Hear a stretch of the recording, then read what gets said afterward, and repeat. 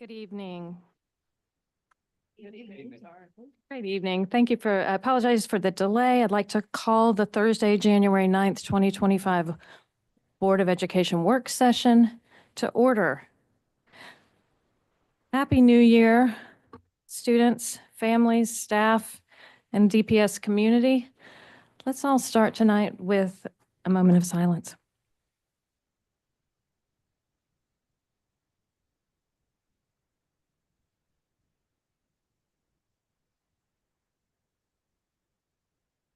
Thank you very much. That brings us to our next item, our agenda review and approval. Are there any changes or edits from staff or board members this evening? And if not, I would welcome a motion.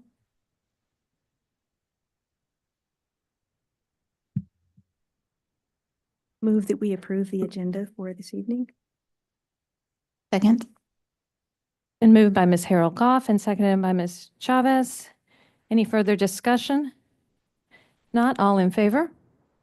Aye. Aye. Any opposed? The agenda is approved unanimously. That brings us to the next item, the Board of Education meeting minutes from November 7th, 2024. Any revisions that anyone notes or a motion on those minutes?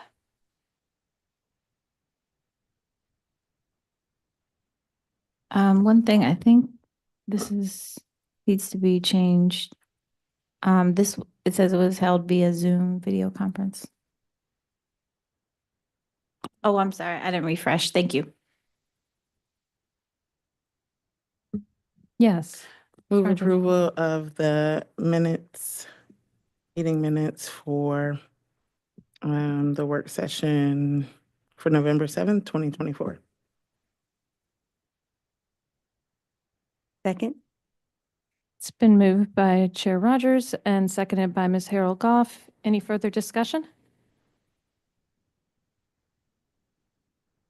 If not, all in favor? Aye. Any opposed? The minutes are approved unanimously. This brings us to item E, general public comment.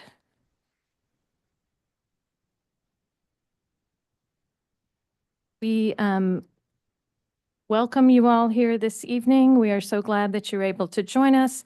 We will offer 3 minutes of public comment for our speakers who have signed up today. We have 13 speakers, starting with Chad Heffel and followed by Rachel Owens.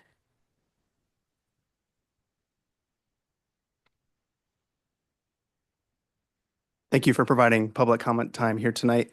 My name is Chad Hafley, and I'm here as a parent of a sixth grader at Rogers Her who relies on neighborhood bus service. School bus service in Durham is in crisis, and you've established that we need a short-term Band-Aid until more drivers are ready. But whether implemented this year or next, I think express service and walk zones are permanent solutions to a temporary problem. I only have limited time, so instead of listing all the reasons these models are bad ideas, I'll take a broader view. Ending neighborhood bus service and establishing walk zones for magnet schools, to me, are admissions that the Growing Together program has failed. You've reversed any improvement in equity and access to those schools, disproportionately impacting families without flexible schedules. Even among those with flexibility, I can't overstate how much anger and resentment you're creating. You're unnecessarily making enemies and burning faith in the public school system. The next time you need community support to solve a problem, I worry it might not be there. Please take the time to truly understand how disruptive these changes are and come up with other solutions. Thank you for your time. Thank you. Rachel Owens, followed by Miriam Masamba. Hi, good evening, board and cabinet members. My name is Rachel Owens, and I teach science at Northern High School, and I'm a member of DPS's Energy Advisory Council. First, I would like to thank each of you, for your efforts in securing the resolution in 2021 in support of a transition to renewable energy in DPS. We have made some moves towards enacting the items in the resolution, but we have quite a ways to go if we're going to hit the 2035 target of reducing our non-renewable energy usage by 80%. The resolution calls for the establishment of a climate action plan that will carry us towards the goals in the resolution. I am here to remind you of the commitment we have made and to ask of you to direct our Energy Conservation Program staff, who have experience in this very task, to get to work on a climate action plan. I would also recommend you get an update from them directly on their efforts. They've accomplished a lot in a very little time. and what other program in DPS can pay for itself. DPS students from across several of our schools are partnering with a number of community organizations to assist you in this endeavor. Among them, Duke University's Student Climate Coalition, Citizens Climate Education, and the Climate Reality Project. We have, and I will leave you with a copy of a draft recommendation we collaborated on. It's time we demonstrate to the Durham community and the state at large that we're not fools for fossil fuels anymore. We appreciate good intentions. What we need is action, a climate action plan. Thank you. Thank you.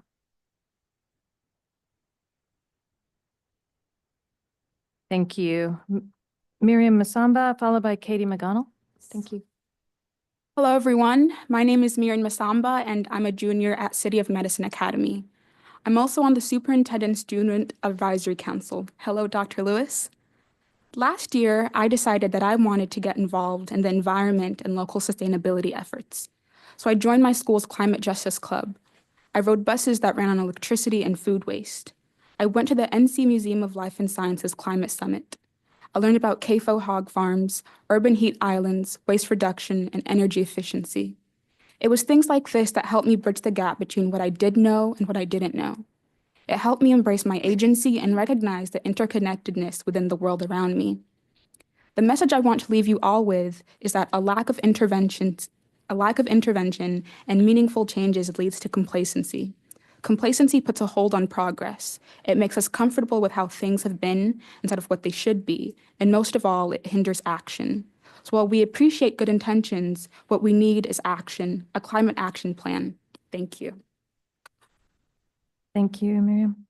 Katie McGonnell, followed by Hajira Sayed.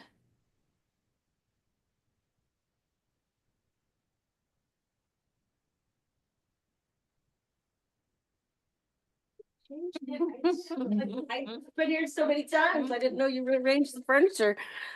Sorry about that.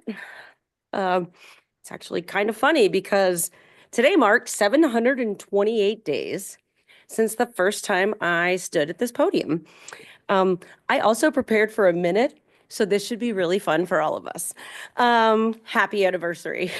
Over the summer, I promised my children that I was going to no longer do this anymore because it took up so much time. I'm a single mom with an 8th and an 11th grader. Not 10th grader, should be 11th next year, sorry. I told him I wasn't coming back because the definition of insanity, Dr. Lewis, is doing the same thing over and over again and expecting a different result. But because we had new administration, I put faith in that. And I do want to say that in the last 100 days, people have reached out to me. Several board members have sat down with us. We have it in the works to meet with other board members. So for that, I can say progress, but not perfection. Then the egregious rollout happened, which is why I've continued to come back week after week, month after month, because there is nothing I wouldn't do for 2315 Snow Hill Road. A woman on Facebook recently, there was a post in the pond group where this mom at a charter school has applied for Easley and for Little River. She's leaving a charter school. And I commented and said she is leaving specifically because of transportation. And I quoted your rotational schedule and I told the mom, don't give up your charter school spot until you know DPS can give you what you need. And a woman said, oh, you must hate DPS. And I reflected on that because I've come here and I'm angry. But if I hated DPS, I would have left a long time ago.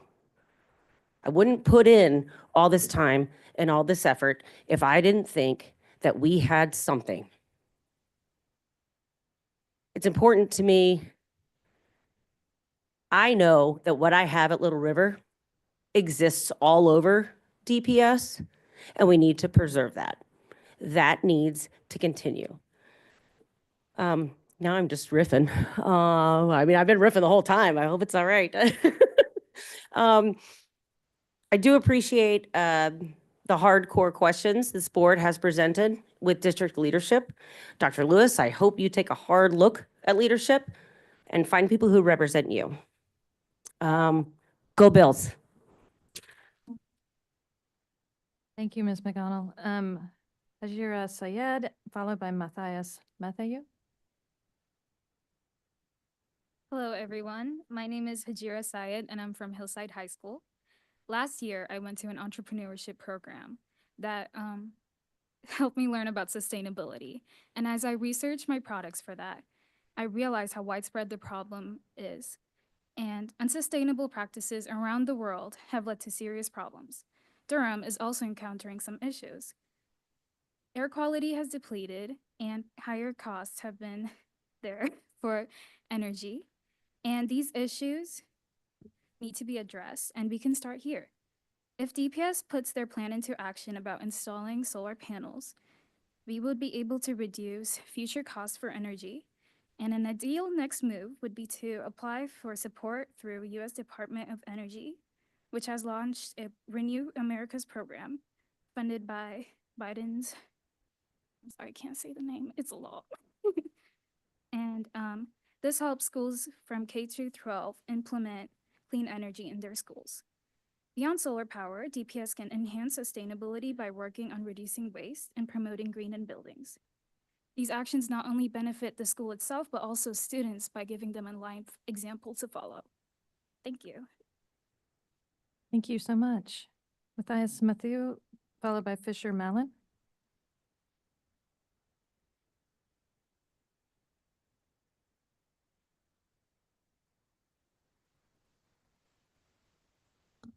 Hello, everyone. My name is Matthias Matthew, and I'm a sophomore at Northern High School, and I'm here to speak on equity and energy efficiency in a green energy transition derived from what I learned about environmental justice through the Young Scholars Program. Transitioning away from fossil fuels towards renewable energy and energy efficiency has many benefits for students regardless of background. But how these tools are implemented can exacerbate inequality in education and in our communities.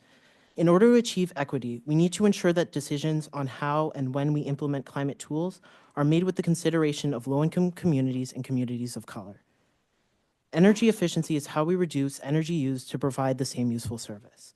Some of the most important benefits include using high-quality insulation, sealed windows, and energy-efficient heating, ventilation, and air conditioning systems, also known as HVAC. All of these tools are very important as heating is the largest use of energy in schools and often use natural gas directly instead of electricity. These tools also improve the consistency of temperatures inside schools, which can improve attendance and test scores. It is important to ensure these benefits can be shared by everyone and aren't limited to schools and in communities with money or political influence, because they can exacerbate lower attendance, comfort, and feeling of belonging in lower income areas. I know I wouldn't feel like I belong or be able to learn at my school if I was freezing or sweating inside of the building. I may not even be willing or want to go to school in the first place. Many of these tools have been implementing at newer school buildings, like the new Northern building. This is excellent, but we need to ensure that existing schools have these benefits by retrofitting older buildings with newer heating systems and energy efficient ones. This will both reduce energy waste and associated greenhouse gas emissions, but also save the district money in the long run.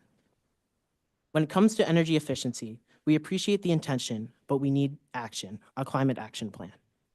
Thank you. Thank you. Thank you. Fisher Mallon, followed by Charlotte Carlin.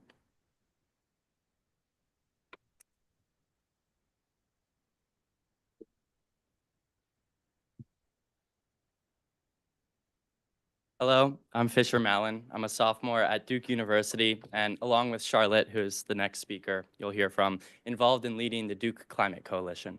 We are a student group at Duke University that supports sustainable initiatives at Duke, in Durham, and beyond.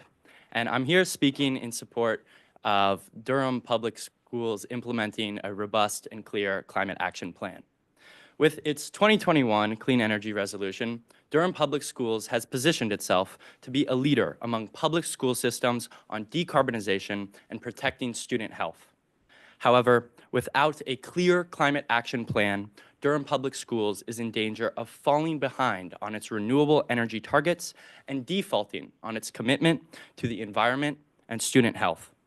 As Matthias, Hajira, and the other student speakers from whom you'll hear tonight have made so clear, the moment to act is now. Reducing emissions is essential, and there are unprecedented financial resources to do so. The Inflation Reduction Act provides direct cash payments for public schools to fund clean energy investments, and additional funding for schools in low-income communities, for which several Durham Public Schools qualify. And savings from energy efficiency projects are significant. Prince George's Public School System in Maryland created a climate action plan in 2020 that will help them achieve and construct net zero energy schools. These schools use 80% less energy than traditional schools and save $100,000 annually on energy costs. We firmly believe that Durham Public Schools should act now and join its peers in taking advantage of these opportunities. The funding and savings provide a clear financial rationale. The progress of other school systems nationwide shows that this work is feasible. Most importantly, implementing a concrete climate action plan will protect the environment and student health. With Durham Public Schools' engaged student body and excellent staff technical expertise, Durham Public Schools is well positioned to continue being a leader in this space. Thus, we hope Durham Public Schools will make good on its 2021 resolution and implement a climate action plan. And on behalf of the Duke Climate Coalition, we are happy and willing to do whatever we can to support Durham Public Schools in this meaningful work. As such, we appreciate good intentions, but what we need is action, a climate action plan. Thank you for your time and for your consideration. Thank you, Mr. Mallon. Next speaker is Charlotte Carlin, followed by Catalina Sanchez Tolosa. Hi, everyone. My name is Charlotte Curlin, and I lead a team of students at Duke University's Climate Coalition focused on opportunities for expanding renewable energy, particularly solar energy, in North Carolina. I'm here tonight to emphasize how powerful it will be for Durham Public Schools to take the bold step towards a sustainable future by implementing a climate action plan, including a renewable energy program across the district. As you've just heard from the students, our high schools are the perfect place to start this initiative. By creating a climate action plan, one that can be designed and led by incredible students like the ones here tonight, we have the opportunity not only to reduce our carbon footprint, but also empower the next generation of leaders to address the climate crisis. My team at Duke is eager to offer our full support in developing this plan. Whether it's conducting research, analyzing the economic aspects, or navigating logistics, we are committed to helping bring this vision to life. We care deeply about the Durham community, and we know that the city can become a model for clean energy in North Carolina. We appreciate good intentions, but what we need is action, a climate action plan. Thank you for your time and consideration. Thank you, Catalina Sanchez Tolosa, followed by Christy Clem. Hi, my name is Catalina, and I cede my time to Christy. Hello, thank you. Wasn't sure how much time I would have. I support a climate action plan. I don't have the knowledge that they do, but I do understand its value and importance. So thank you, Catalina. Christy Clem, physical therapist. I'm here speaking for myself and for the many classified coworkers that I continue to talk to on a regular basis. We still have just as much uncertainty with our pay moving forward as we did almost a year ago. I misspoke last board meeting. I said I thought my pay would be frozen for 4 to 5 years. That was incorrect. I'm currently on step 18. When I hit step 30, I'll make $107 more a month than I do now. That's what this newest salary schedule for OTs and PTs did. So 11 years from now, I'll make about $6 more a month. Then when I hit 12 more years from now, I'll get 100 more a month. So let me just tell you how promising that is and how valued I feel from DPS. And yes, that is correct. Our current step 30 is less than our 22-23 salary schedule, step 30 said. So after 2 years of raises, we are going backwards. So that feels defeating. And we talked about the definition of insanity doing the same thing. I've shown up for a year doing the same thing, asking. And the question that I ask myself more now is, how much longer can I show up and ask this question and be hopeful? Because hope is getting much smaller that there's going to be a change in this. And it's not just OTPT. I've got spreadsheets that I sent many of you lots last year comparing. It's harder for me to compare now because it's harder for me to understand where current employees fall. They could be NC 4 through 6. Well, which one are they? It's not clearly posted. It could be 17 or 18. Well, which one is it? So OTPT is an example, but it is much bigger. It is the folks in IT. It is the skilled trade electricians that I talk to. It is the guys in the warehouse. It is transportation staff and mechanics. It is safety and security. This is what we all have questions and concerns about. When are we going to have some kind of information as to what we can expect next? And not just next month and not just next fall, but for the next 12 years. What are y'all doing to make us want to stay? And our love of the kids and the love of the community and our love of wanting to be here can only get so far.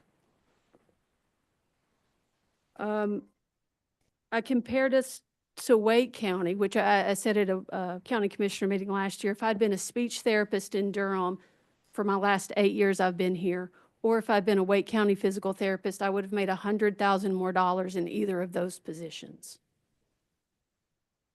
When I looked at Wake compared to our newest Erie schedules, as I'll call them, because I don't know what else to call them, OTPT, we start within $1 of Wake County. Year 30 for OTPT, that equals year 8 in Wake County. You've compressed our salary so much that 30 years in DPS, I would top out in Wake at year 8. That's not even counting that Wake would pay me for my doctorate. If I look at the doctorate scale, on year 7 in Wake County, I would be making more than I would at year 30 here. And again, not just OTPT, classified, which brings me to the policy that's on the table later, the classified personnel reduction. Hadn't been a whole lot of information that comes out about that, but what is my feeling and what are other classified folks feeling? We're about to balance the budget. And by we, I mean y'all are going to use our salaries and our positions and reclassify us and move me from an MH18. You know what? We can save a few dollars if we reclassify OTPT down to a 17. We can make what's now on their check as legacy pay go away to save some money, and they'll stick around. That's what it feels like. Is that what's going to happen? I don't know. There's not information coming out, but after the last year of our numbers going smaller and smaller and us feeling not at all important, that is my only assumption. Are you going to take a skilled trades and reclassify them somewhere else to save a few dollars?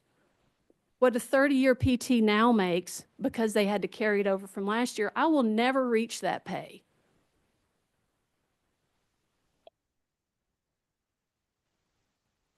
I mean, really, it's insane that I do stay. And I would love to have a one-on-one conversation or a group conversation with anybody to try to have a better understanding. And if I'm misspeaking and I have wrong information, please educate me. Educate all of your employees in what the plan is and what we can look for and expect. Because it's nothing but a big question mark and a lot of disappointment and frustration on our end. I'm sure I've left multiple things out. Thank you for your time. I hope meet and confer, a real meet and confer that can happen, so when new discussions are being made, employees can be a part of that. Thank you. We have three more speakers, and then we will take a brief recess so that staff can consult on weather issues. Brian Calloway, followed by Isabel Sharif.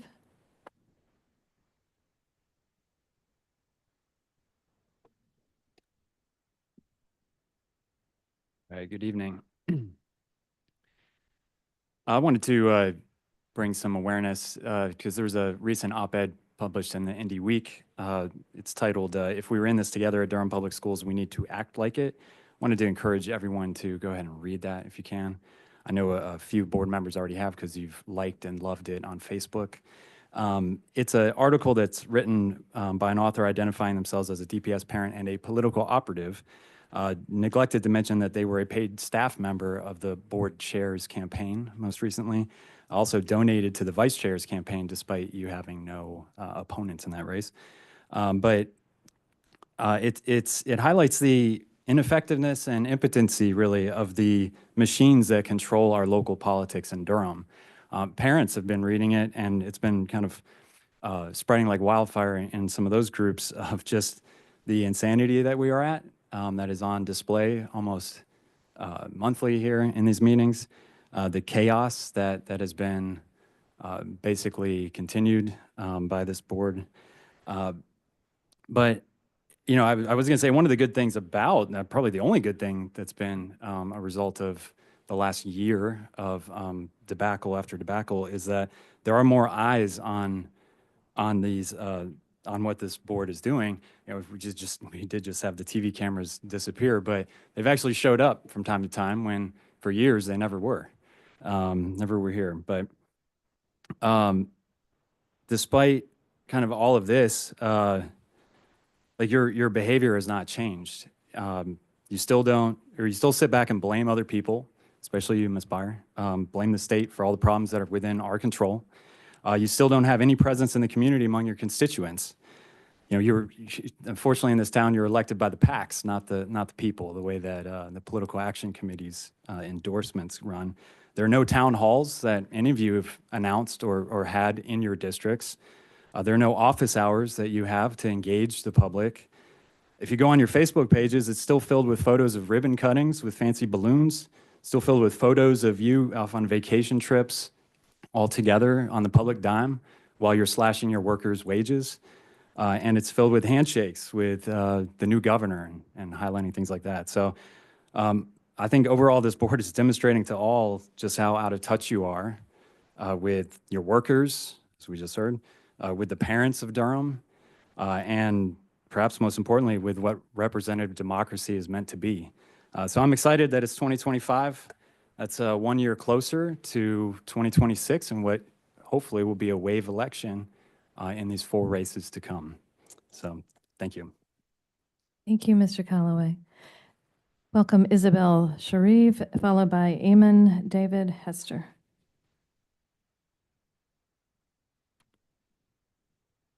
Everybody, good evening. Thank you for having me. My name is Isabel Shoreke. I'm here as part of the Solar Futures team of DPS to bring awareness about climate change to the most impacted generation. Our future is in our hands. My future, my kids' future, your kids' future is in my hands as I stand here to speak today with you all. I want my kids to play in the snow, to build a snowman and put their favorite scarf on him so he doesn't get cold. We need a plan to address the effects of climate change because they are happening as we speak, as evidenced in Los Angeles right now. Is Durham next? As I stand here in front of you, my snowman is melting. My future is burning in the flames of forest fires. Lucky for Frosty the Snowman, my team and I have come up with a draft plan on how to address climate change in Durham Public Schools. Ideally, Solar Futures will, like DPS, will transition to 80% clean renewable electricity by 2035 and 100% clean renewable electricity by 2050.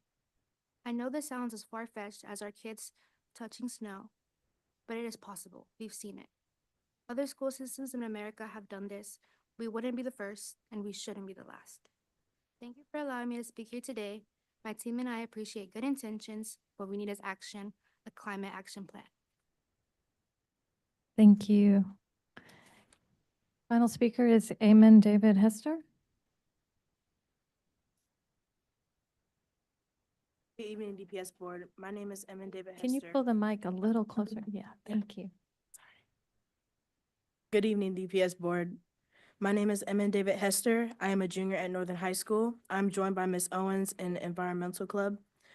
I think it's important to ensure that children are the future and to also ensure that our education is very important to us and a big part of who we are. And as a society, we expect a lot from our schools. In addition to teaching basic skills, we hope our educational institutions will prepare students to be the 21st century leaders. Part of preparing future leaders includes teaching students about environmental topics and helping them develop tools to understand and address environmental challenges. We appreciate good intentions. What we need is a climate action plan. Thank you.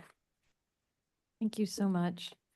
I want to extend gratitude to all of our speakers this evening, those that have been here a long time and bring thoughtful critique. We welcome that.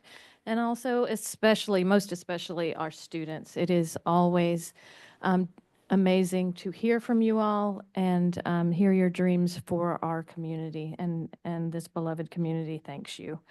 Please continue to use your voice in all kinds of ways to share with us. We look forward to that. I did neglect to remember our interpreters here this evening, and I want to give gratitude to our interpreters Martha Romo Rugiles and Vanessa Pena Ramirez. We will go into a brief recess so that staff can consult about weather and be back shortly. Thank you.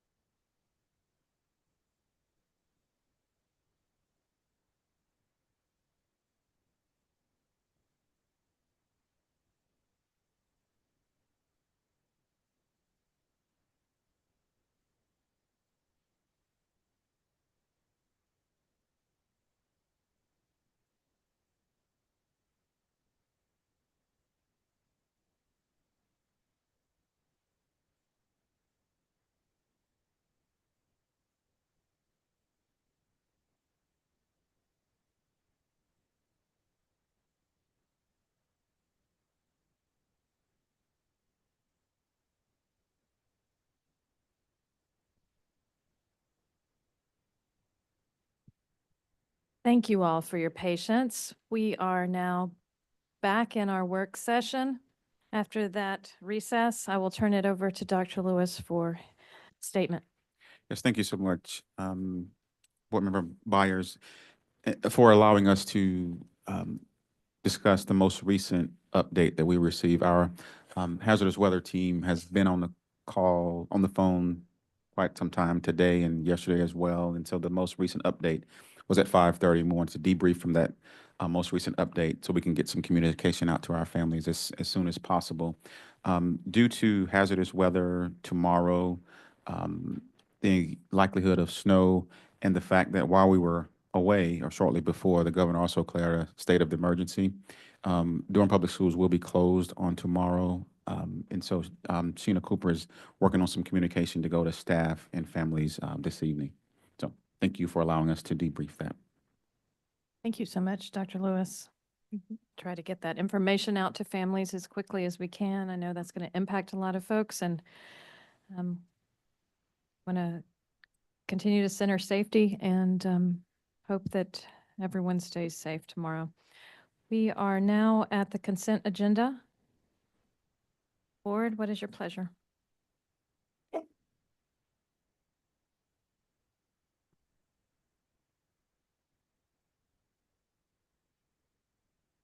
Move approval because I was gonna ask if we could take off the stop grant information, and maybe, I don't know if we need to move that to a different agenda. I think I sent over a question to Dr. King, and I don't know if you're ready with that, or. Okay, is it possible, can we move it to later this evening, or would it be okay if we put it on the next meeting agenda? Okay. So I guess my motion would be to take the item, the stop grant update and contract for services, and move that to the January 23rd, 2025 board meeting. Second. it's been moved by Ms. Umstead and seconded by Chair Rogers that we remove item A, the stop grant update and contract for services with Lincoln Center, to our meeting on the 23rd. Any further discussion? If not, all in favor, say aye. Aye. Any opposed? Passes unanimously. That brings us to the remaining items on the consent agenda. They are reauthorization, contract approvals for vendors exceeding $90,000, change order for Clancy and Thies, change order for IT network and equipment at Glenn, change order for updating fiber lines at Glenn, temporary electrical service easement with Duke Energy, and the new Durham School of the Arts. Ms. Byer, I would offer a motion to approve the consent agenda as amended. Second. It's been moved by Chair Rogers and seconded simultaneously by Mr. Tabb and Ms. Chavez. Any further discussion? If not, all those in favor of approving the consent agenda as amended, please vote now. Aye. Any opposed? Passes unanimously. Thank you. That brings us to the Board of Education items. The first item is a transportation update.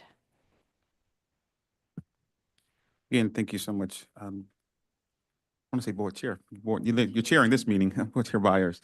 And board members, good evening, members of the public as well. We're excited to bring back an update on our transportation. From the special call meeting on Monday, we had some directives there. And so what you'll see tonight, I highlighted some of the preliminary data from the survey that we sent out. As a reminder, we sent surveys out to those families that were impacted by family responsibility zones, as well as those families that were are impacted by express stops. And so we'll take a deeper dive into that survey. It closed today. And so that the data is available in board docs. And so there will be some slides that I will read verbatim. I will violate the rules of PowerPoint in terms of reading slides, but I want to honor the voices in from those families that and staff and students that submitted responses to this survey.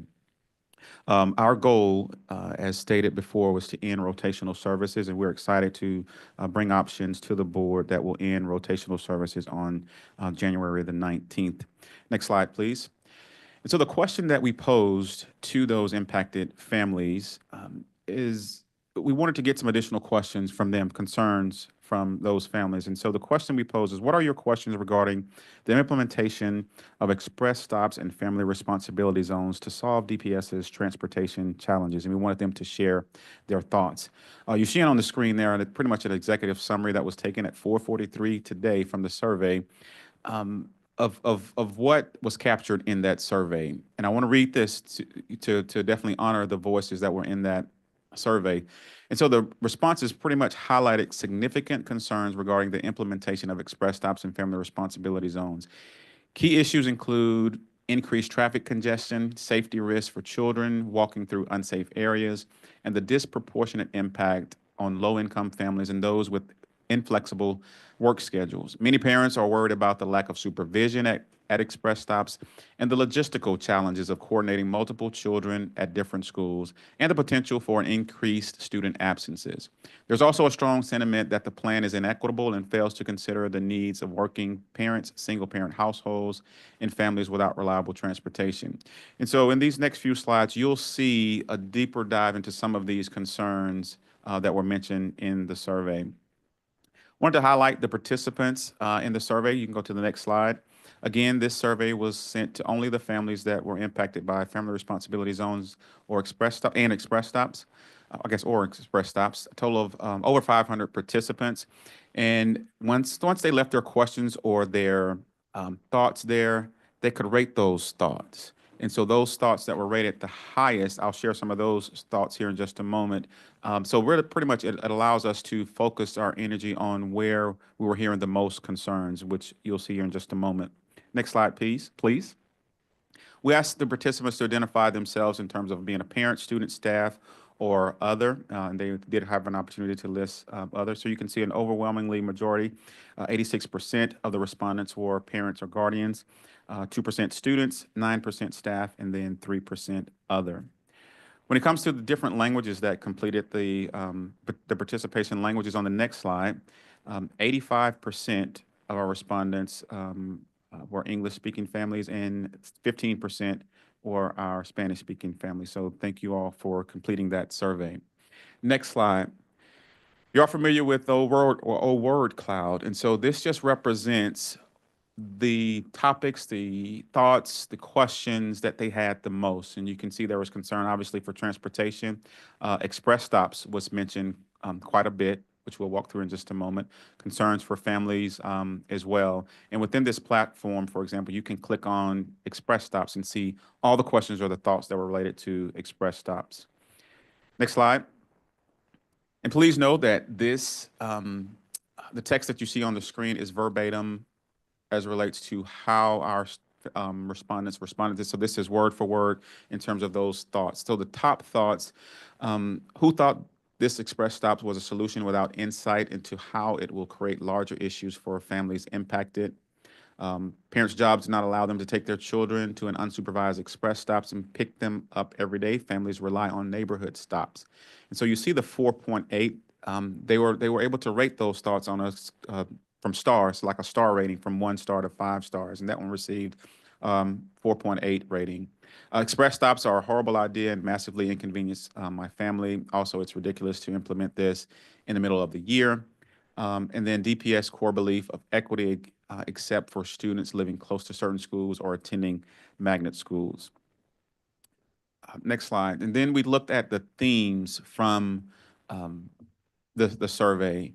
And you can see at the top was definitely indeed express stops. They wanted us to consider school diversity, working parents, and so on. And so, again, we'll take a deeper look into some of these thoughts.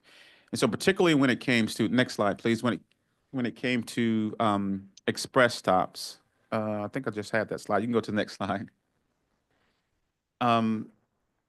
You looked at those that had maybe some concerns about express stops or some that were maybe supporters of express stops, but what did they have in common? What was that common ground? And you'll see there in the middle, both sides agree on the importance of finding equitable solutions that ensure all students have access to reliable transportation. There's a shared concern about the impact of families without transportation and the need for clear communication and planning to address these challenges. And so both supporters and opponents recognize the need for a well thought out plan that considers the diverse needs of the community. And so again, on the opponent side, respondents strongly opposed the implementation of express stops, and they cited their concerns. And then some of the supporters, respondents, believe that implementing express stops is necessary. So you can take a further look at that. Next slide. And I'm going to try to breeze through these next few slides. But again, you have those. It's available in our in board docs for members of the community and staff to really look at. And so as it relates to what were some comments that the respondents had about the impact on families, you will see that this plan places immense hardship on families with children at different schools and of different ages. It is also discriminatory. This policy is discriminatory. It disproportionately affects families with two working parents, single parents, families, and those who cannot afford a car. And then the last comment there, you are not giving families enough time to make plans. Next slide. So what were the concerns as relate to working parents? And those are three thoughts there. Express stops do not help. Families could drive their child to an express stop. They could drive them to school. And this is a student. I'm a student at DSA, and this is a terrible idea. The point of the bus system is so that parents don't have to worry about how their child is going to get to and from school. Parents have no time to be waiting for the bus to come to an express stop. They have lives where they work and cannot do that. And then the last comment, moving bus routes to express stops will create constant problems for working parents. With the current system, we only have to worry about one day. Next slide. You can go to the next slide. As it relates to thoughts on how this impacted children, these comments are translated. One comment is very difficult as parents to have to go and drop off the children at school, especially when you have younger children at home that you have to take with you. Next slide. And so when we think about just the overall comments, and these are, again, verbatim comments from family responsibility zones. This respondent said, family responsibility zones will negatively impact vulnerable families. The families that live closest to our school are some of Durham's poorest. Many refugee and asylum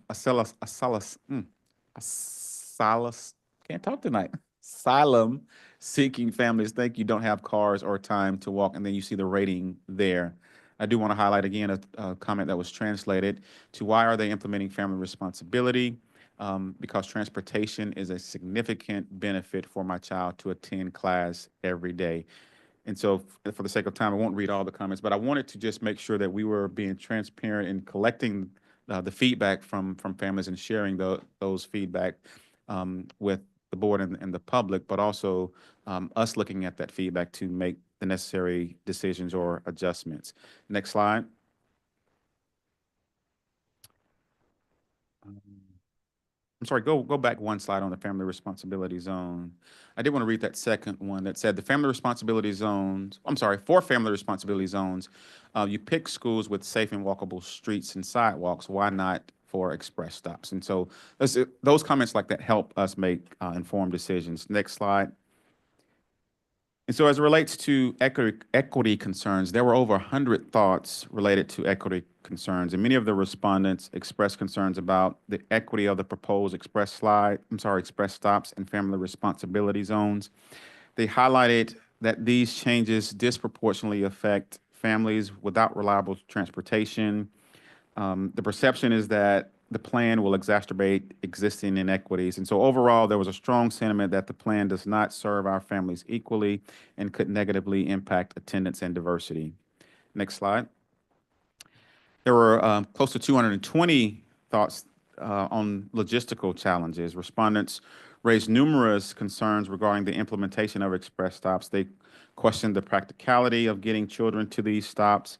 The overall perception there is that the logistical aspects of the plan have not been thoroughly considered, leading to potential chaos and inconvenience for families. Next slide. Close to 40 thoughts on communication and planning. The perception is that the rollout of the plan has been poorly managed, leading to confusion and frustration from parents. They want more transportation. They cited that the decision seemed rushed and lacked proper consultation with parents. Next slide. It's close to, well, a little over 100 thoughts on safety concerns. They worried about the safety of children walking to and from express stops, especially in the areas without sidewalks or during early morning or late evenings. There were calls for more consideration of safety measures before implementing these changes. Next slide. And then they gave feedback as it relates to what could be some alternative solutions. Next slide, please. Over 80 thoughts in terms of alternative solutions. Several respondents suggested alternative solutions to the transportation challenges. Some proposed increasing the pay for bus drivers to attract and retain more staff. Others suggested combining the stops within neighborhoods to reduce the number of routes while still making them accessible.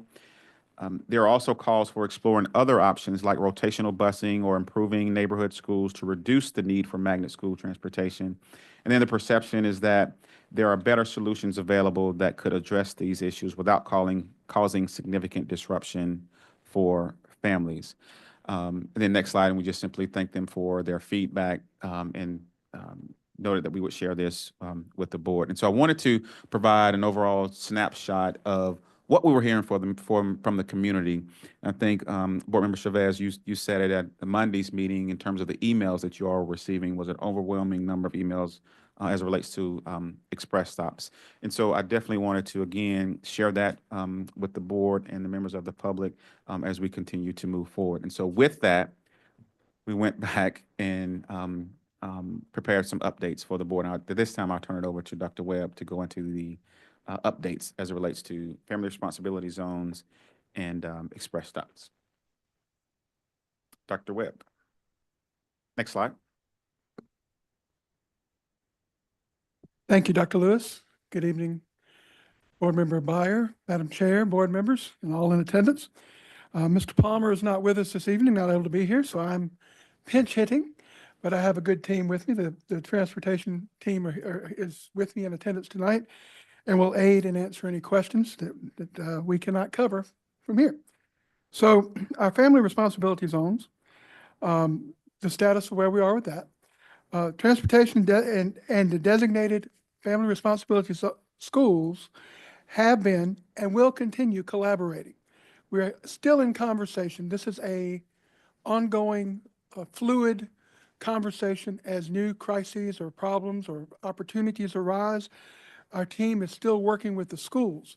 So the actual family responsibility zones continue to grow and mature. We've created a couple of documents. So if we could select the walking safety education.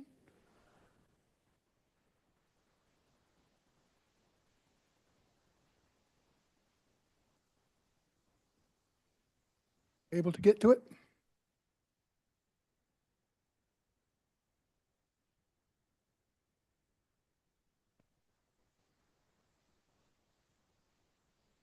While we're trying to bring this up, or are we able to bring it up? Right. This is a document that provides resources to our families on the safe practices of walking to school or otherwise making it to school one way or another. And then the next document is an agreement for independent walkers and bikers that we will have at our schools, that our parents will and schools will complete together for our students that are participating. Not sure why we're not able to get that. My apologies. We can get those to you. Pre-K walkers must be accompanied by a responsible person, both to and from school. Parents of kindergarten through 5th grade students will need to complete a form advising if a child is a walker or a car rider. Most of our schools do this already. I'm very confident that our principals in our schools know how our children get to and from schools, but we will continue to refine that. Parents will designate on the form if a child it will be allowed to walk or bike from school and must name the designated chaperone. The state statute and the board policy allow for no transportation zones of 1.5 miles from the school. And the way that reads in our policy, it is in a radius of 1.5 miles to the school. We have shrunk that radius to 1 mile. So I bring that up because the next statement is, we looked at our closest student and family responsibility zone and our longest walking student. The range is from 0.0004 miles to 1.4 miles. Well, you ask how, well, we said 1 mile. The homes can exist within a 1 mile radius. But if, for example, if that home is in the back of a subdivision, it may take the child some time to walk to the edge of the subdivision to use the sidewalk or the infrastructure that's there. The average of all of our addresses is 0.7 miles. That's if we take all of our furthest distance and our shortest distance and put it together from an assigned school. The provision of transportation will be assessed as traffic pattern and construction projects may occur. In other words, this may change. There may be new family responsibility zones if there's something that changes in the neighborhood, or they may cease to be school in the FRZ if there's something. For example, there's a construction project in one of our areas now. Until that is done, those children will be on a bus. Transportation in schools will continue to communicate impacted addresses as these projects may occur and come to the attention of the district. Community resources will be provided to share with schools and to the schools to share with families. There was some question about requesting a bus service if your child is deemed to be in a FRZ. So we wanted to talk about that. Children are expected to use the shortest route to school following established streets, sidewalks, or satisfactory off-road paths accessible to regular auto or pedestrian traffic. Certain conditions, such as people loitering, general concerns about neighborhood crime, traveling in the dark, abandoned buildings, are not considered hazards and generally will not qualify for the exceptions. For extreme hardships, we ask that they contact the schools, contact their principals. The principals will provide them resources, and if they're unable to resolve that hardship, there's a transportation exception form that we're still developing and refining with a legal eye to making sure that that is an effective document, and that'll be posted on the transportation webpage. The designee will advise if hardship exists, and they will be told if it was granted or denied. If denied, there's in our policy 6322, the parent may seek review of the decision in accordance with that policy of the student and parent grievance procedure. Next slide, please.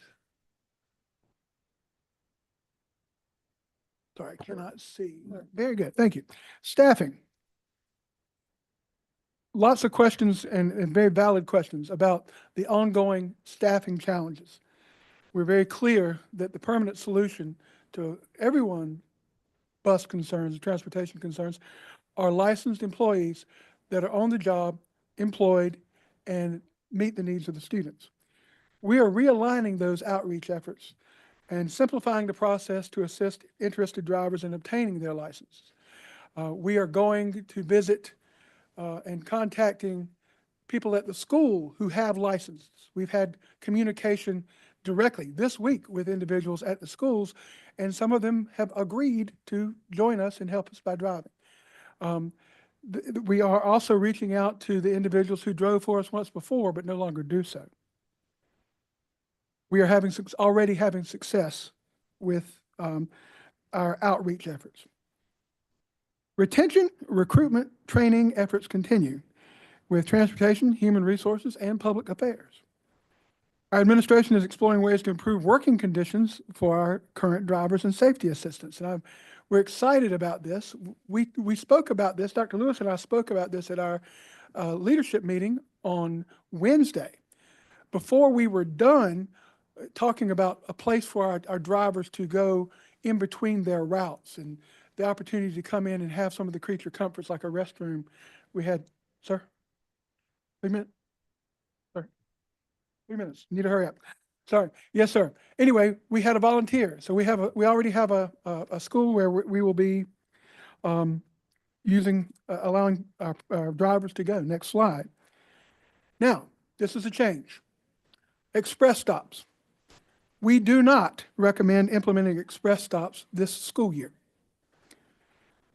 With the resources and the acquisition of those new drivers that we talked about, we believe that we do not need to implement express stops this year. However, we do believe that it should be implemented for the 25-26 school year. The exact stops, locations, procedures, and timeline for next year can be refined in the spring.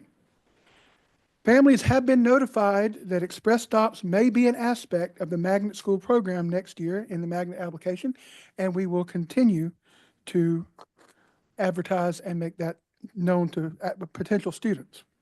Next slide. Rotational coverage. Transportation staff is confident that Durham Public Schools can end rotational coverage as requested and advertised on January 17th, 2025. We will continue the work of fully staffing our bus driver team. Retention and recruitment efforts will continue planning for this year and next year. Next slide. Retention, recruitment, and training and retention. You notice that's crossed out, but it was left in. Retention has not been an afterthought, but it's been listed later. We've talked a lot about recruiting. The best recruiting is keeping the people we have and utilizing the folks that we have. And that is the tip of the spear of what we're going to do to improve the work conditions and keep our staff members working. We are working on ongoing chances to improve routing, to consolidate routes. That is an ongoing process that won't stop. We're evaluating bell schedules to see if we can do anything with bell schedules to improve transportation, staffing, and efficiency. And we'll be discussing the implications and implementation of secondary growing together. But that brings me to the end of my presentation, except to ask for questions. Four questions. Next slide. We wanted to use this as an opportunity to announce our career fair taking place on Tuesday, January 31st, thanks to our HR team. 21st. 21st. Did I not say 21st? You said 31st. Oh, did I? Okay. I'm sorry. No, you're good. Thank you. Thanks, team member. Tuesday, January 21st. Yeah, I did not. When you say it, I know I said 31st now. Tuesday, January the 21st from 5 to 6:30 p.m. Yes, we're going to heavily recruit bus drivers. We're also going to use this as an opportunity to help us support some additional positions as well. So, thank you. Dr. Lewis snuck a slide in on me. I apologize. And a very good one. Next slide, please. Questions? Comments, concerns? Thank you so much, Dr. Webb and Dr. Lewis. We know we have asked a lot of you and given you a lot of questions, and we also are trying to implement time boxing some of our discussion, and so that's why we were unfortunately rushing you along, but that is really critical information. I'm going to turn to colleagues. I do believe this has changed so rapidly that the crises in here hasn't kept up. It says the recommendation is that you're seeking approval and implementation of family responsibility zones and express stops as presented, but what you're seeking approval from this board is for family responsibility zones only at this time. Actually, we're not seeking You're not, anything. you don't need the anything. Family responsibility zones have already been approved. Great. And I apologize. I thought we did update that process. My apologies on that. No But worries. once we decided we didn't need to request the express stops, there is not a need for a motion. We're not requesting a motion this time, Dr. Lewis. No, at the December 19th board meeting, the board members gave us the approval to pursue family responsibility zones and explore express stops. And we have explored it, not at this time, considering the feedback we received as well. Thank you. Thank you for that clarity. That's super helpful as we go forward with discussion. Board members, any questions, discussion for staff that is here this evening? Ms. Chavez. Okay, thank you so much for this presentation. Thank you for, let's see, just the survey information that was really important. And also the decision not to use express stops, I guess with the reevaluation of the routes needed and all of that. I think that is a good decision. based on the feedback that we have heard. So I'm going to jump into where I'm thinking. I want to share my thoughts, and then I have some questions too. After talking to some of my board colleagues and then this transportation delegation that sent this petition on December 19th, I had some change in my thinking in the need to focus on retention. Retention number one, now I see why you crossed it out and left it in. And That was Dr. Giovanni's idea. okay, thank you, Dr. Giovanni. I think that's critically important. I still think it would be a good idea to have an emergency meeting, a special meeting around just retention and recruitment. And after hearing more about the demands and experiences of several of our bus drivers and just giving more thought to this, I think that having that this month would be a good idea. So I would like to hear how other people feel about that. I'm glad that we're having a fair as well. And I especially want to think about retention. I appreciate the work on working conditions, as we talked about. I think that's super important. And I hope it will continue and sift down in all ways. I think that's critically important. I do want to ask if there is a plan to meet with the transportation delegation in the coming days. Let me, a couple things. One, I just want to remind the board that they've directed administration to put transportation on every agenda going forward. And so at the January 23rd board meeting, we definitely can focus on retention and recruitment at that board meeting. That also give staff time to focus on retention and recruitment between the meetings as well.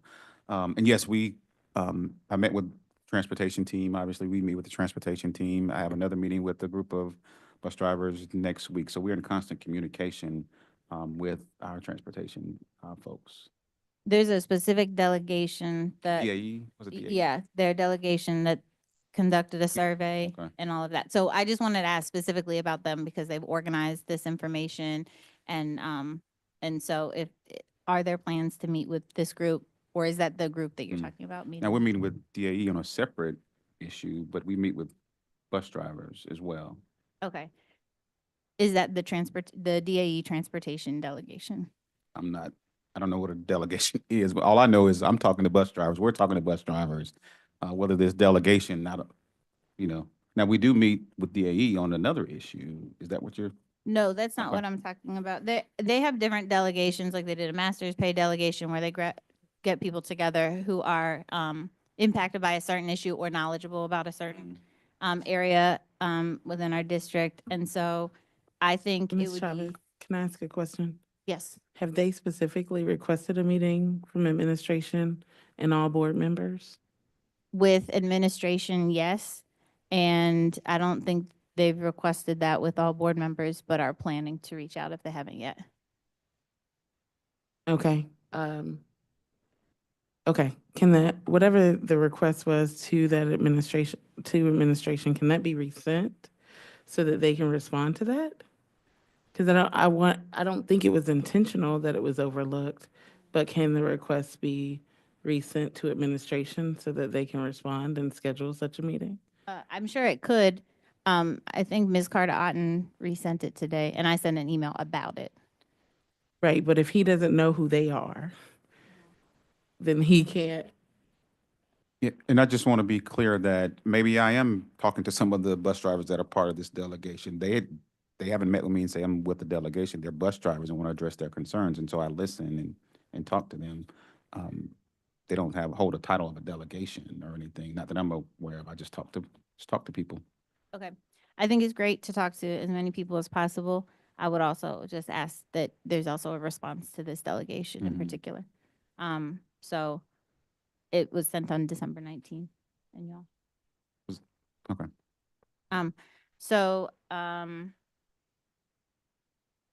I want to ask, all right, so yes, I mean, we can focus on, I'm glad we're going to continue to focus on transportation and all of our meetings. My concern has just been that this section of our meeting goes very long. So if there is space for it within our regular January 23rd meeting, then perhaps that's appropriate. But if we need, over an hour, as most of our conversations have gone, then I would say we should consider a special meeting. I also wanted to ask about the let's see, the slide about hazards and exemptions.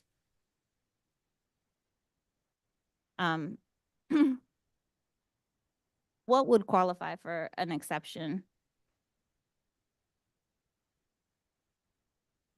We are still looking, if there's as many answers to that questions as there are potential hazards. So we've not established a list. We are working on the documentation for that, and they can request for any purpose. I mean, we define what it is not, but a hazardous situation could be also a complicated situation for the family. So we're not boxing that in. We'll be looking at every request. Okay, I'm wondering why some of these things are not allowed to, these potential hazards, such as concerns about neighborhood crime, would not be considered valid of an exception. If so that's an area where there are different concerns in different neighborhoods, or people loitering. There can be concerns about that. So I would just I don't want to box us in to say, I guess, let me back up. Why were these established as not being hazards? Dr. Giovanni? So this is my PowerPoint, basically. Okay. What we did is, when trying to figure out like how we could provide some guidance to families and yet still not find ourselves back in rotational coverage, right? Because there's so many exceptions potentially and so many expectations of transportation for non-transportation eligible addresses. I went and looked at other entities, right? And contrary to a lot of other places and around the country that do have these family responsibility zones, and I do think it is important to say, we are kind of operating from a walk zone, right? Even though that's not what they are, right? They're family responsibility zones. And so in looking at other exemplary policies and practices and procedures around the country, that is what I located. And so I know that it would not be possible, or really, it's very difficult to implement it, family responsibility zones, when on any given day, as we found out today, like, I don't know what's happening in every neighborhood, but if someone pops up and like, oh, there's an abandoned house, I feel like that's not, a safe situation. And none of this prevents people from, again, collaborating and walking together. But there are certain things that we did from the start, and when we established these, to say that, can't be over a street going fast, but there are some limits, and just wanting people to understand that there's limits. In order for family responsibility zones to be impactful, there are certain things that we as a district, and I believe I put the language in there, if you can pull up that slide. I believe that in the other, where I got this, the exemplary district, said they will not be considered. And I think I did soften it to say that, I can't remember exactly, but I feel like just knowing me, I feel like I softened it. Yeah, you said generally will not qualify for. Yes, and so I think that gives space for, if there is some, extreme hardship or some extreme circumstance around any of those that are listed as not generally applying, that gives space for administration or the transportation designee to consider those and still potentially say, yes, we can provide you with transportation. It also gives, obviously, regardless of that, a lot of times, like transfers, right?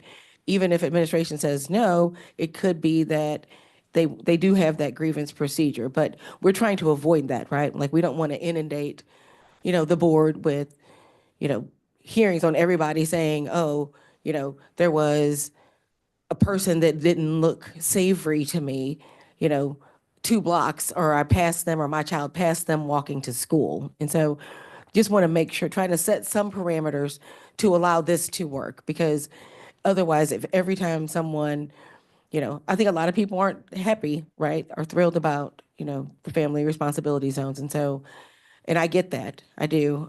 This is our best worst, solution for this unfortunate situation that we find ourselves in.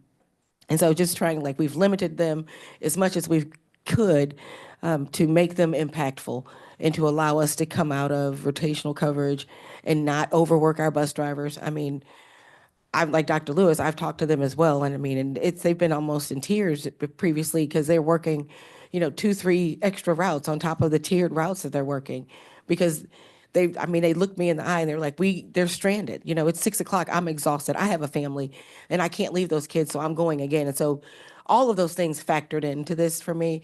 And I'm also considering, the safety of students in collaboration with their parents and their families. And we'll try to align that with the policy 6322 that talks about when factors are present that may endanger the safety and students walking in school. Principals will be involved in this decision as well because they know their schools and their communities and students better than we do. So they will be involved in that process as well. So, Ms. Thompson, yes. Sorry, I just want to ask a follow-up. Does that also align with how we pick bus stops? Because I know there's questions around, like, parents will reach out and say, oh, my bus stop is assigned to this place, but this is, not safe for XYZ reason, or construction is in my neighborhood, so we can't be there. And I know stops get moved around sometimes because of that. I believe, anyway, that's what I've been told by folks. So will these align, I guess is my question. Because it seems like that might be off. I would ask the transportation staff that pick the bus stops or select the bus stops. I will say, I think in the past, and I've seen a couple of emails, and I know that I've heard anecdotally that people would call in Durham, right? And I think, Joe, was that you that would answer this? I'm not sure. I think Joe's coming up, but that some of the concerns that we've had and where we're trying to backtrack from and as we're cleaning up routes and doing the route optimization are that people were getting without a thorough vetting of some concerns and just making some requests for some bus stops. But I would, go ahead, Mr. Good evening. I just want to make sure could you ask that question again? I want to make sure I heard it correctly. Good evening, everyone. Good evening, Mr. Director Harris. The criteria that's listed here around why we may not request service, or you might be ineligible even if, there's concerns around traveling in the dark, abandoned buildings, etc. I'm wondering if we would use those same criteria when we're looking at bus stops. And I know that there are times that families have reached out and said, my bus stop is here, but, stuff that we may not have realized, the construction is happening, X, Y, and Z, and a bus stop might get moved to a safer location. So I'm wondering if these two criteria align. Yes, they do. We use the same criteria where we also use the same process. If there needs to be an appeal or anything of that nature, it uses the same format and we use the same foundational things when we are making a determination for these stops.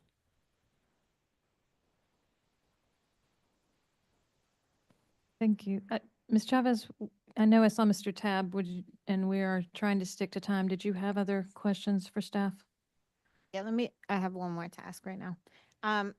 Do we have a list of the community resources that are available at this time to assist with transportation? Whether that be a number of nonprofits, X number of churches. I'd like to know if we have a sense of how many for the district are available at this time. So we have not had an actual list that is, if we're working on compiling things, yes. To answer your question, yes, we're working on compiling things. But as a district, I'm not sure that we can initiate the actual conversations around that because of the legalities with it. I want to make sure that I'm correct.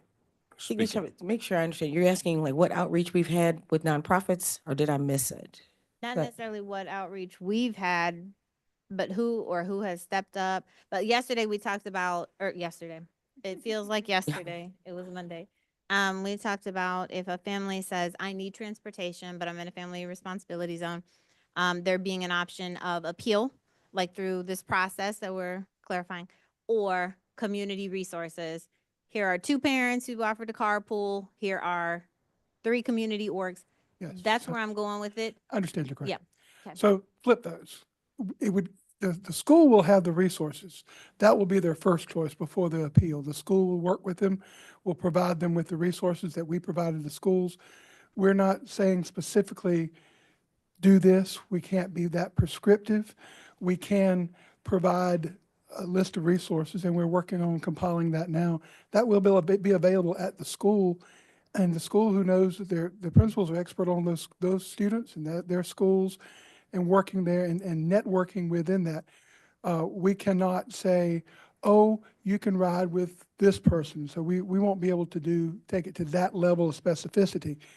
But what resources we do have, the safe walk, the safe routes to school, those types of things, we are going to be providing those to the schools. But as far as connecting individuals, I don't know that we can do that. I will say we talked about that happening at the school level last time. So, but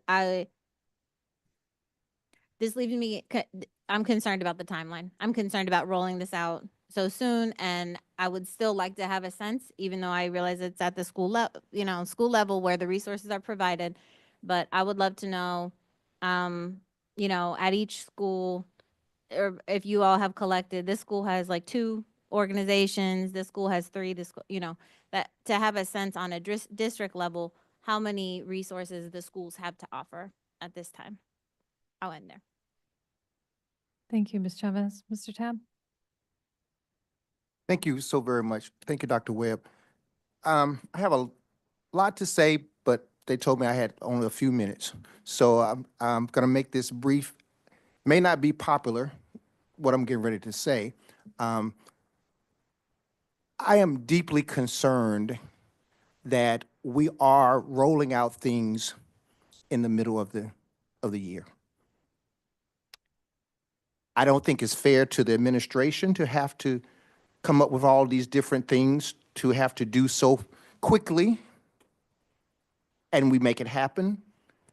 I don't think it's fair to the board. We're at the position that we're in as well, to have to try to make decisions. So what I'm hearing now that has already been approved, that I wasn't totally clear that we had made the approval for family responsibility. I thought it was to bring it back for further discussion. So that's my fault on that. I am concerned with not doing enough research in these particular neighborhoods where we are going to say that kids can walk to school. I have, in my district that I am elected for, I've gone through some neighborhoods, and we would not allow certain children to walk in those particular areas. And we cannot ask parents to be put in a situation and ask them to do that without us doing our own research in those particular areas. There are some areas, and that's why I say it's not going to be popular, because now I have to talk about the city that I live in, and I love Durham. But we have to be realistic. Some areas that we're talking about, we don't even want to drive down those areas. So how can we allow kids to walk in areas that we won't even drive down ourselves? So I cannot support something that puts our scholars at risk until we do the appropriate research on each one of these areas that we're talking about. And I don't think we as a board, and I can say for myself, that we have given you all enough time to do the research that you need to do to be able to come back at a reasonable point so that parents can plan for the adjustment. So that's why I said it may not be popular, but sometimes certain things that needs to be said. You all have not had enough time to adequately put these things in place, providing the research that is needed and the eyes put on some of these areas. I know that Mrs. Chavez, board member Chavez, has talked about hazardous. I'm with her on that. I went through some of these neighborhoods with abandoned buildings, that activities that are going on, you would not allow your child to walk past. And we have to be real with that as adults. I'm not going to let my child do it. So why would I, as a board member, expect somebody else to let their child do it? So that's real. And I know it's not popular, but it needs to be said. So if we're going to do this, go through these neighborhoods and let's do right by our scholars and not put them in harm's way. Our attention should be on recruitment and retention. Recruitment, retention, recruitment. However you want to put it. That's where I am. And I think it needed to be said. And you know Mr. Tab will say it if it needs to be said. Thank you. I don't know if you want to talk about the work the transportation team has done driving through those neighborhoods. And I don't think it has to be a either or, recruitment or retention or this. I think given our crisis, you know, and the need to end rotational service, I think this is where we are. But I appreciate your comments. Thank you. And thank you, Mr. Tab. I appreciate your passion, and we share that passion. So in addition to the Google Earth view, this started as a map, but then we were challenged and we had staff members actually ride those routes. So from the initial proposed routes, we rode those routes and we thought, no, we didn't see this. We didn't know this. Also, for each of those routes, we have talked with the schools and with the principals. And the principals have come to transportation and said, we have this problem with this route. And I think all but one or two of those concerns, when they were lifted up to transportation, they altered that walking route, or they altered that family responsibility zone. Do we have an exhaustive view of everything good, bad, and ugly about every road that our children would walk? No, sir. But the transportation team has done due diligence and trying to, and not just looking from afar, have driven those routes, who have been on those streets, spending days at a time just doing that, as well as lots of time using the expertise and partnering with our principals and our schools. Our principals have been the most passionate about this and have raised concerns, and we covet and appreciate everyone's input because it's helped to guide this process. If you look at the original scope of what we were proposing early on, that scope has shrunk because some of those routes truly were not what we were looking for and we wanted for our scholars. But thank you. So that's where we've been thus far. Dr. Lewis, did you have anything else? I'll just say, just a response to that. I was not saying that you all have not done that. I didn't take it that way, sir. Okay. I know what I have done in some of the neighborhoods where I visit. And as a parent, I know what feeling I got to say, I'm not putting my child in that situation. So I would love to ride with you all again in some of the areas where I'm talking about, because maybe that will change some of your view on those particular ones. But however, I don't want us to not look for ways to find transportation. That's not what I'm saying. I just want to be clear that I think that we have not given you all enough time I haven't given you enough time to research adequately all of these particular areas that we are talking about, to making sure that our scholars are safe. And that's why I was concerned about some of the hazards that were in there you know, some abandoned buildings. Yeah, we know what's happening in some of these abandoned buildings. So it could be an abandoned building, but unless you ride at certain times and see certain things, you don't know what's going on in these abandoned buildings. And you can't put children in those kinds of situations. I mean, it could be as simple as when you were researching, I've went down a couple streets where there were pit bulls running loose.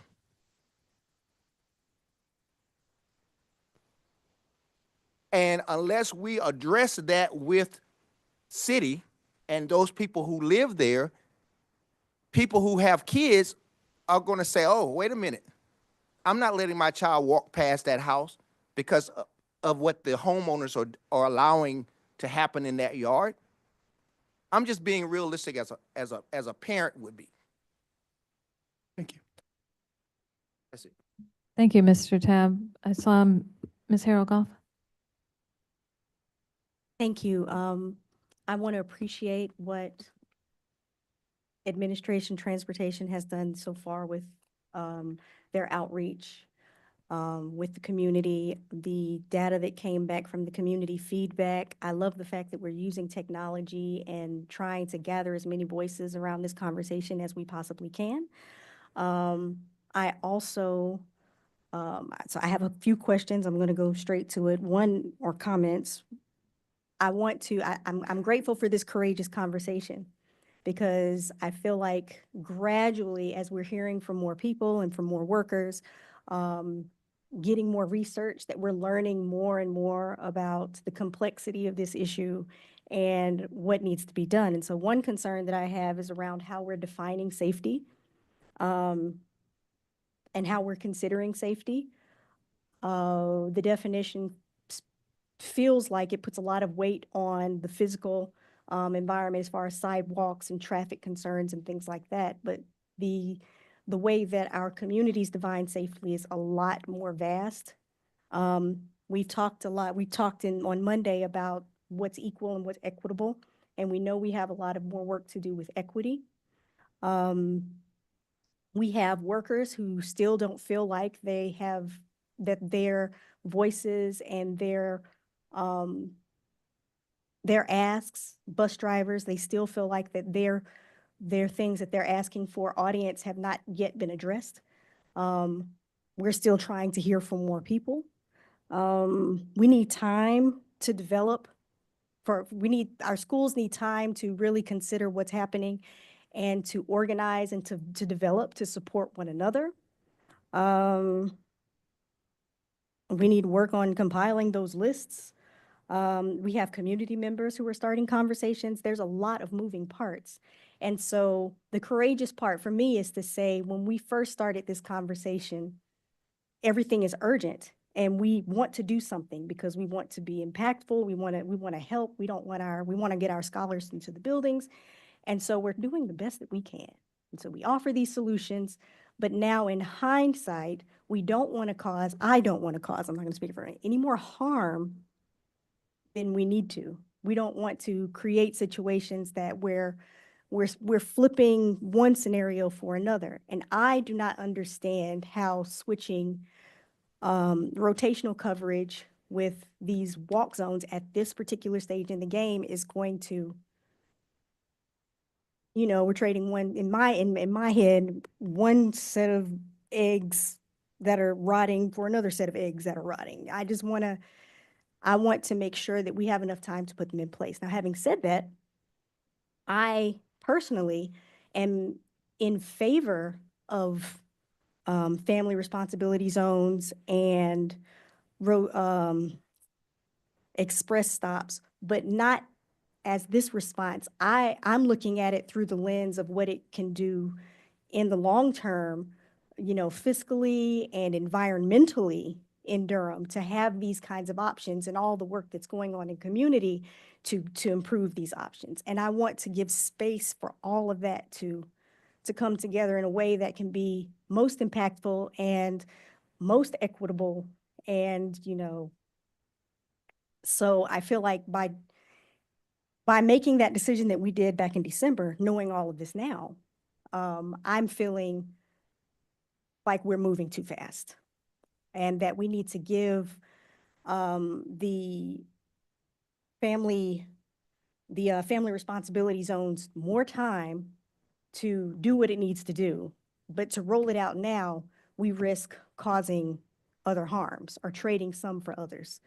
I especially don't feel comfortable moving forward with it after speaking to the transportation delegation that we spoke to earlier this week of bus drivers. So I'm going to say the word delegation is neither here nor there. We were in a room with several veteran, long-standing, servants of our students who have relationships with the neighborhoods that they drive through, with the families that they serve, and with the kids that ride their buses. They have the relationships that we don't have, and they asked us to come. When community asks you to come, you show up and you talk to them, and they tell you things, and they can tell them to you from a perspective that that you honor because of the relationships and because of the relationship they have to the position and to what they're doing. And so I would love to see, I've heard, and this is in no way meant to be a critique on the work that's been done, especially since I feel like administration is doing their best to try on many levels to serve at the will of the board. Having said that, I hear a lot about what the transportation team has been doing and the research the transportation team has been doing. I would love to hear that the transportation team is doing these things with bus drivers, with the workers, like they're, the maps and having made these drives, because they have intimate relationship with the routes that they serve. So, and all of that to say, I can't, courageous conversation. I regret having said that we should move forward with this now with all of this new information that's coming and more information that we would like to have.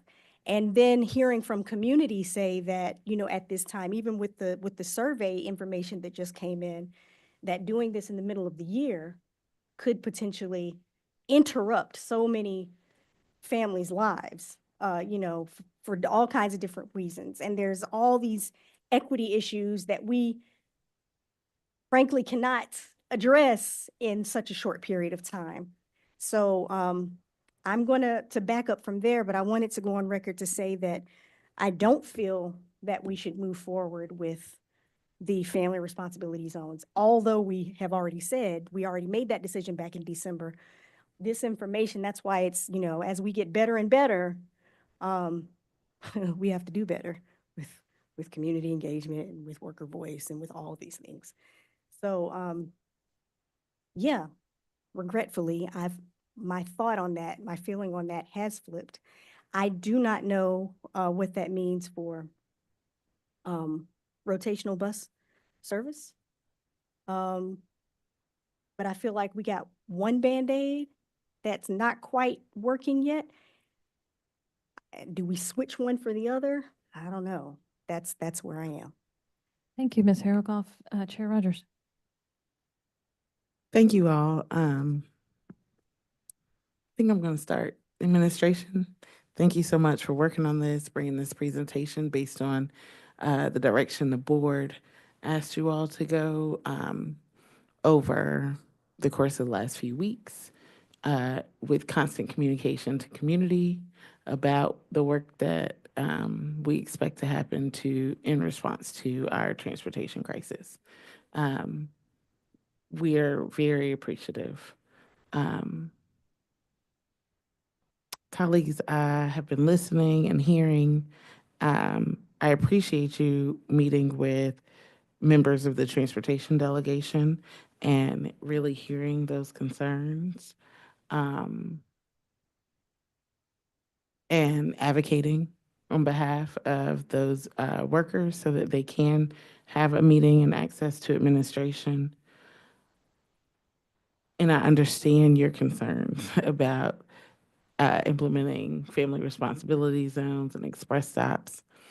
I think that the question is, we're trying to build together, build trust, build a successful governance team.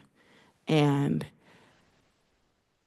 I guess I question how we do that when we make a decision about the direction we expect administration to move in.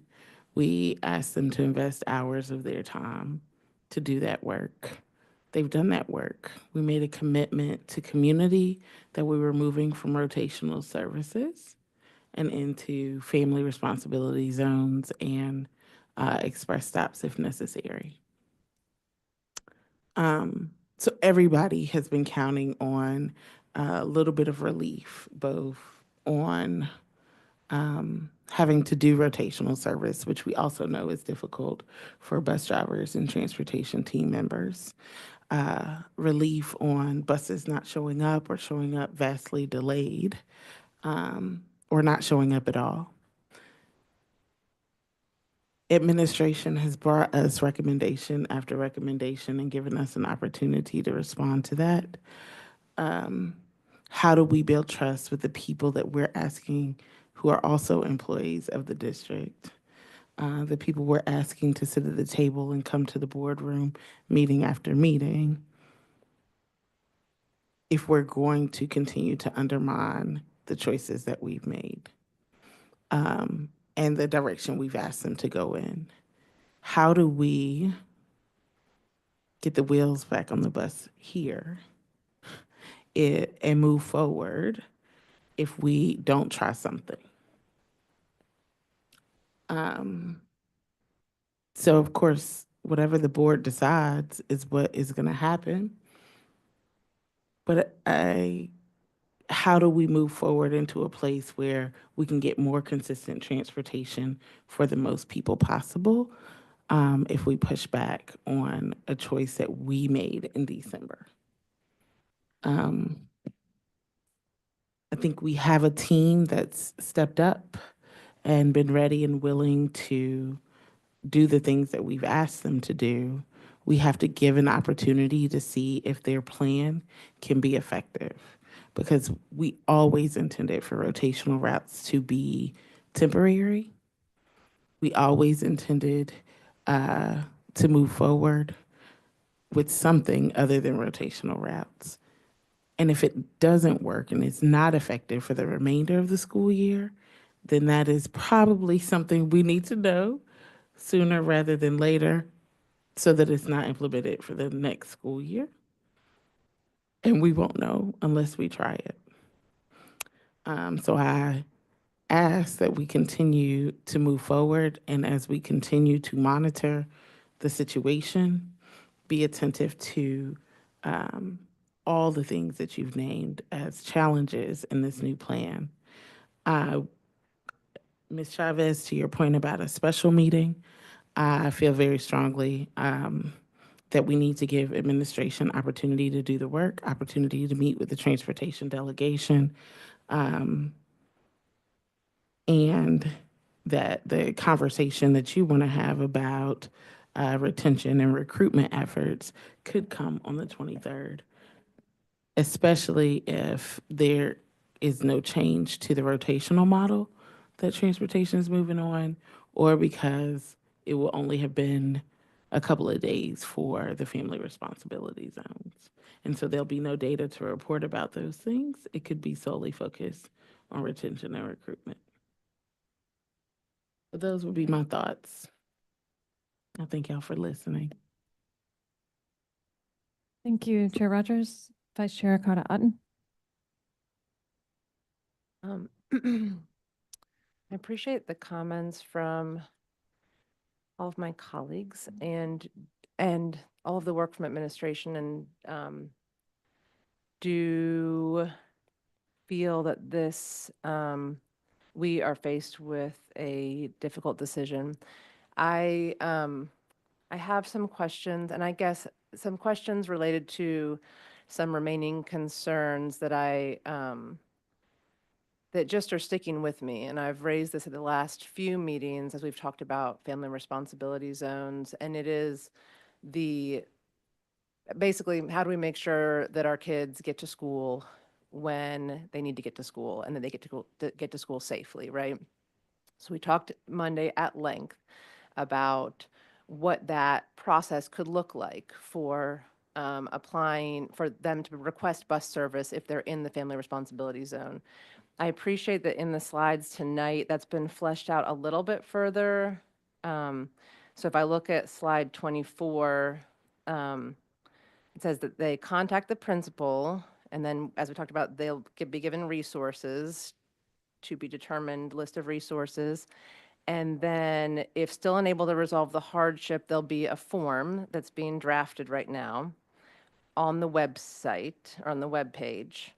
So I guess I'm thinking about accessibility throughout this entire process and making sure that everybody has access. Just want to make sure that we have a way for people to access that that's not maybe electronic, if they're some way that we think through so that all families can access.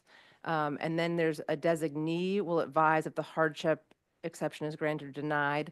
I think this issue was raised earlier. I'm curious to know what the criteria is. I understand that it's still being developed, but that's of interest to me because I want to make sure that those that need to get to school and that they're safe. And so for that reason, the new pieces about the safety of the neighborhoods being generally not qualifying for exceptions makes me feel more worried rather than less worried because, and this is related to the conversations I had with bus drivers. One that drives in some parts of town said that mothers have gotten onto her bus recently, showed her maps of where now it shows that her children have to walk to school, and they're crying, telling her that there's no way those children can walk to school. And she says, I agree, there's no way I'd let those babies walk through those areas.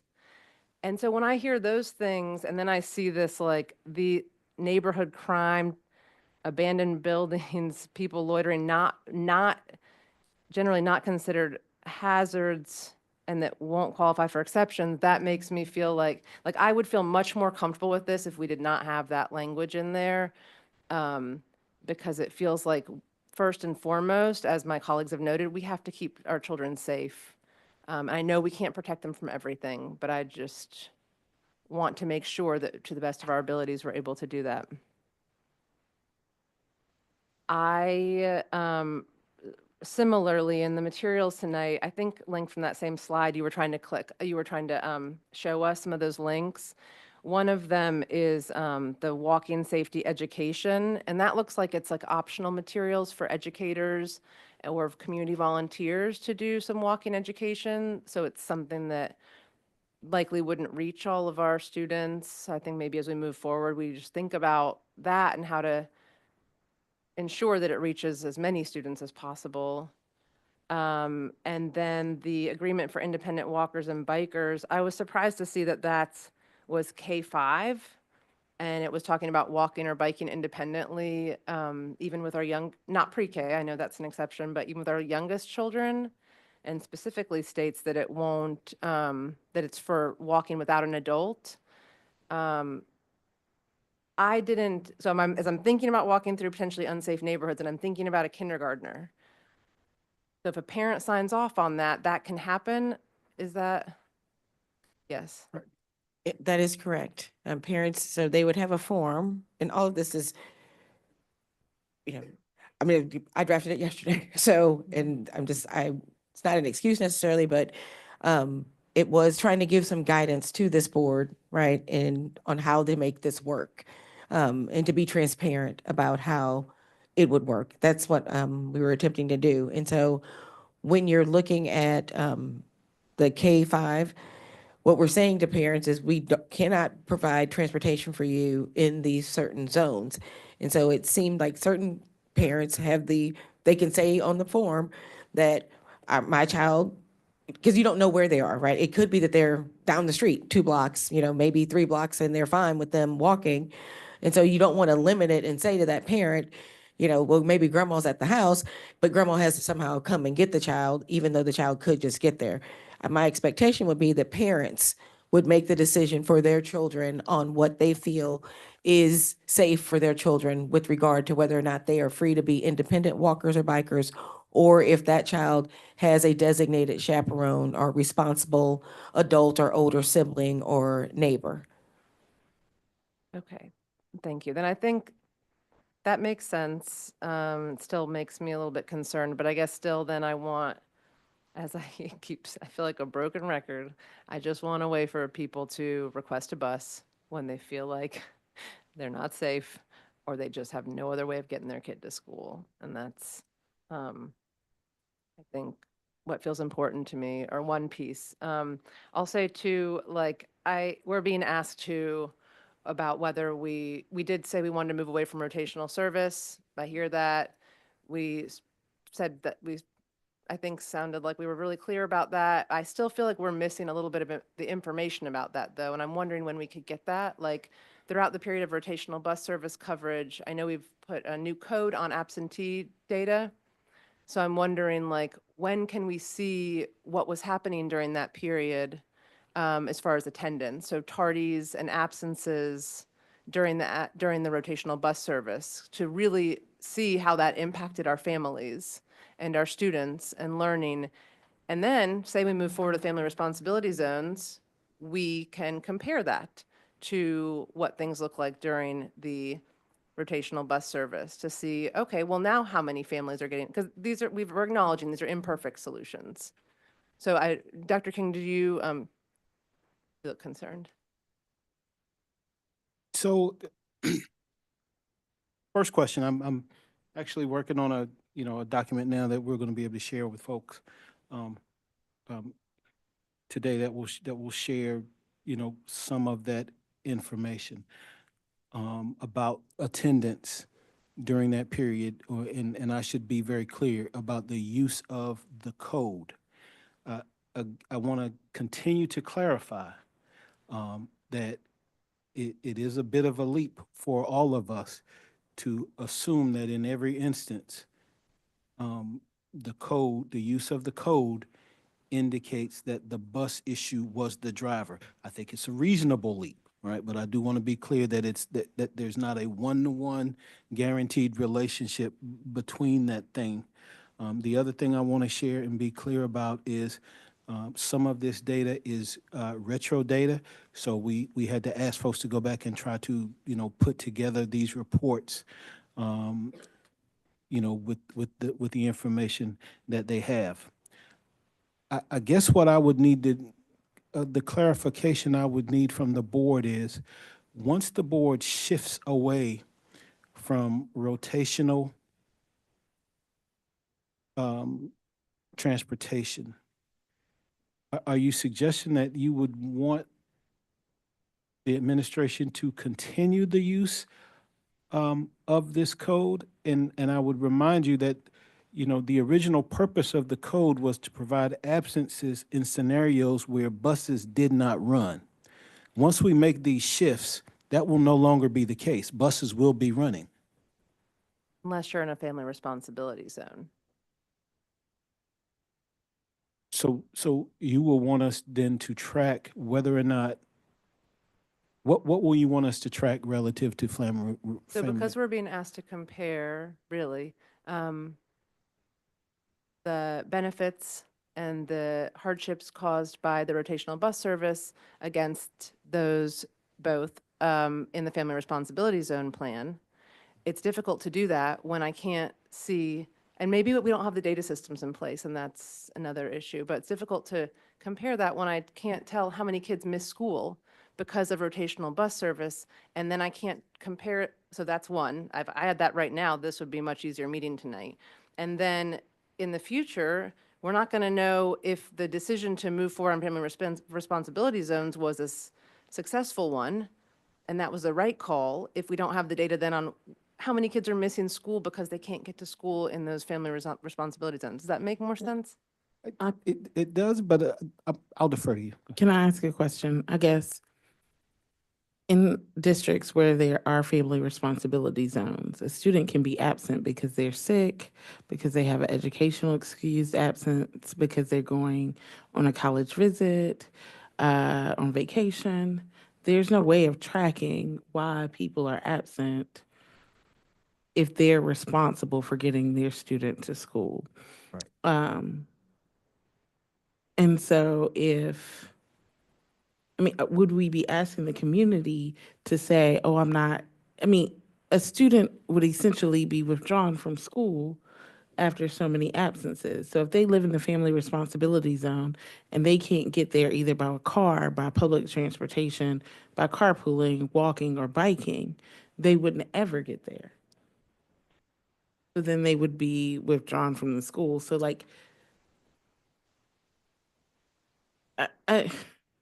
so what kind of data are you expecting to get around that? Like people that withdraw from school because they have to be responsible for getting their kids to school? It's, so you're saying it's not worth looking at the No, data? I'm not assigning value. I am asking for clarification on how we would compare data when we're not comparing apples to apples. Yeah, I agree. It's challenging. And I think it's imperfect, but I'm asking that we consider something like that. And even if we were to set aside the data about family responsibility zones, I understand that that's more complicated. I hear you both. I'm wondering if there's interest. I am but one board member, so I do not have power to ask you for this amount of data. I'm wondering if there's interest from other board members to get information on the absences during the rotational coverage. And again, it does feel difficult to make a decision about whether for certain we want to move away from it without that, just acknowledging that. So again, I want to be clear. I'm going to give you data about absences during the rotational coverage tonight. I want to be clear about that. But again, I want to be clear about what that data is. And I guess what I'm suggesting is, agreeing with you, is that at the outset of the conversation about this data, it is highly imperfect data. It is highly speculative data. And my training as a researcher tells me that it's going to be problematic to use that data set for any kind of purpose that would require it to be particularly credible and particularly reliable.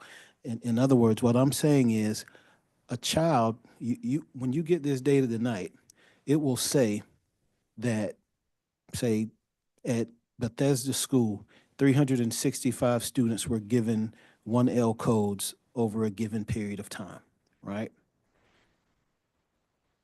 All 350 of those kids could have needed that 1L code because a bus didn't run, right? That could be the case. It could also be the case that 290 of those kids only needed that code, but we assigned that code because it's available to us, and we gave that code in good faith to families. We have no way of verifying and documenting that that is the actual reason why that student was absent.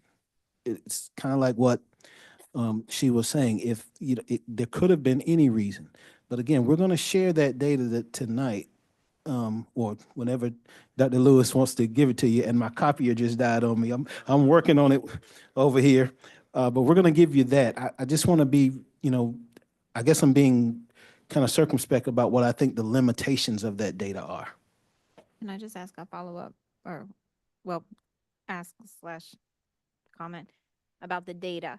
I think, given that, it would be useful to know average absences by school prior. It'd be hard to do this year because there have been so many bus cancellations, but perhaps last year. It would be helpful to have comparative data. Now, I understand what you're saying. If my rotational day, I was at school Monday through Thursday. I didn't have bus service Friday. I didn't show up at school. I could have had the flu. We don't know. Or I could have not had transportation. All you know is I was absent. So I understand the data is imperfect. It's going to be the same thing for family responsibility zones, because a kid could have the flu, or they could not have transportation. It could be somebody can take them Monday through Thursday, and on Friday they never have transportation.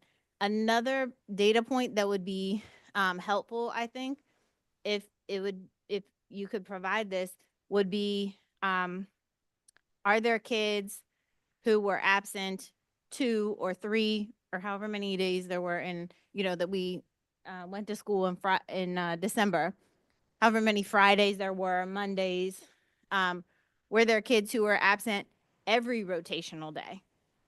In other words, their day was Monday, their bus didn't run on Monday. How many kids were absent every Monday? So that's another way to look at the data that would be would be informative too. But I do think I agree that the data is important. About data or no? Okay, sorry. Go ahead, Ms. Harold Goff, and then back to you, Vice Chair Cotta. I feel like we're talking about quantitative data, which I do feel can be helpful, especially when you correlate. You see you see the trends, you see the things that happen. It may not be perfect, but you can always compare over time. And it does inform how you can make decisions when you look at data in that way. But I think that we're missing another key component, which is qualitative data that our workers, our bus drivers have, who have built relationships in the communities with the neighborhoods that they drive through. They know their families, they know their students, when they're riding, when they're not. And again, that's not something that we can collect quickly, but it is something that is valuable that they really would like to share. And I would like to consider that qualitative data in addition to the quantitative data that can also help us to deduce, how the decisions that we're making are working. That's all I wanted to add to that conversation.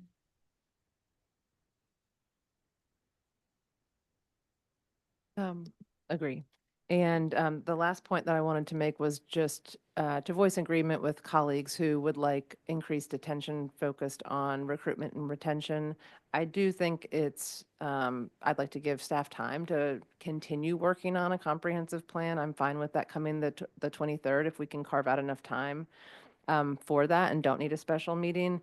But I continue to be concerned with how we are handling, especially retention and the working conditions of our bus drivers. Yes, and there are so many pieces of that, and it's all related to listening to bus drivers and hearing what their real work lives are like and what it is like to be in this position and to hear what they need to want to stay. Though a piece of quantitative data that does interest me related to this, we've heard a lot about the number of staff that we've been able to bring on board. I think there was like a pipeline kind of a table in one of the recent graphs, one of the recent slides, but we don't have regular reports on how many bus drivers are leaving, and that feels like a really relevant piece of information for the board to hear about regularly. If we have as many leaving as are coming, that's something we need to be looking at as well. So I don't know if that's something that is a reasonable request or of interest to others. Has that been included in the personnel report? I think we see bus drivers in the personnel report. Yeah. So we have that data. It's not a number each time. Dr. Giovanni? In meeting with Dr. Lewis and Ms. Hager today, we did discuss tracking that information, including stay interviews, to your point, and not just maybe exit interviews, and also reaching back out to some bus drivers who may have gotten maybe frustrated with some of the things that had happened previously and finding out from them what could potentially we could do to support their colleagues that have remained, as well as perhaps get them back. And so Ms. Hager, along with some additional folks that we've brought on board, are planning on doing that. But we really do recognize the working conditions to be an issue and are charged with and have been charged with addressing that. And we take that very seriously. Because I too I've looked in people's eyes when they're heartbroken, about just some of the things that have happened as they drive these students around. Thank you. Thank you so much. That sounds great. Ms. Umstead? I'm gonna try to keep it brief because this has been a long conversation, an important one. I mean, I think we first talked about this in November. I think November 7th was the work session. And so I think we have, and we were talking about it before then, more anecdotally around, we need solutions to this crisis. And so this tactic, I think the tactic or strategies, I forget what the list had, was on that list in November. And so I just want to acknowledge that there's been a lot of time studying this and working on this. And I think I asked in that meeting if we had talked to bus drivers around this issue. And I think Director Harris shared they do have a bus driver working group. There probably needs to be more in collaboration and engagement, I'm sure, with that. I think I talked about how do we make sure principals are on the forefront of these conversations and not on the back end. So I see we're making some progress there, but I think having the conversations with principals help carve out some of those places. So I want to acknowledge that staff has been listening and doing a lot of really good work. And I think for us as a board, I hear y'all's concerns. I think I've expressed some of them before. I said no in December, but my concern on switching gears now is that we've told families, and December was already late to tell families, right? Because they were going into a holiday break and they were going to make some decisions for a couple weeks into January. So anything that we would be shifting at this point really puts our families in a really bad position. So I just want to acknowledge that it's been on the news. My family asked me about it while I was home over a break, like everyone has been talking about it. I think the shift gears would just not do justice to what we want to do here. As far as the form, Dr. Giovanni, that you talked about, you created, now was that also done in consultation with principals and school leaders? I'm sorry. No, it was not. The principals were at a principals meeting yesterday, when we were tasked with drafting, the PowerPoint. And so I will say, it's not, the answer doesn't change from no, but I was at the principals meeting and did have some conversations with principals. Basically, I will say that they had requested this form and they just hadn't seen it, if that makes any sense. So the form was created at the request of the elementary principals, and I got the framework for it, but they have not seen it. So that is, and I don't know if there's, and again, I think it says draft, I believe. And I think it has draft on it. And so, again, just trying to put everything in front of this board and the community transparently to make sure that the decisions can be fully informed. And so that form that you saw, I would want some additional feedback from principals on that, as well as I think the walking, training we've talked about, there's a lot of things we've talked about, similar to what you just said, Ms. Umstead, for months, right? And just kind of finally being in a place where we can say, we're talking about it and we're doing it. There's some things about, having trainings. And I think Vice Chair Carter-Otten said this, making sure that all of the students get this information around, like, how do you walk safely? But we had talked about also providing, like, how they do the little chalk lines for kids and have stop signs and, teach them, like, how to look around, like, stop vehicles and trees and how to just navigate it. And those are things that I believe, I don't know if I believe I saw Miss Kristen. I believe I saw her here earlier, and I think she and I had talked about this probably maybe 5 months ago. And so if she could come up here, and maybe I'm going off, maybe this isn't what you want to hear. I don't know. But I don't know either. I just wanted her to share a little bit about, like, the safe routes to schools. Like, it is something that is, she's very learned in, and I think can share with us. And those are things that you can't just kind of put them on the shelf. I think that we are moving from that, kind of, here's an opportunity. If you can find it, it's there for you, and being really pushing that out. And I think that that's what Kristen has been doing. But I think now that we are doing the family responsibility zones in a more active way and being a train the trainer so that principals and teachers and parents and community members understand the safe routes to schools and how to teach our children how to cross the street and how to navigate it. So Sure. Good evening. So the flyer that was included in the slides this evening is one that was sent to principals as part of information that we shared in December after the vote on the 19th.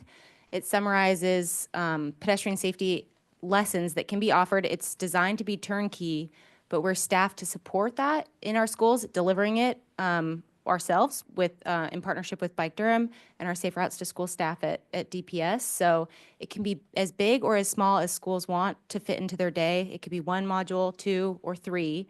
But if there are volunteers or if a teacher feels like they want to do it on their own, PE teachers are very involved in the bike safety curriculum that has been in our schools for years now.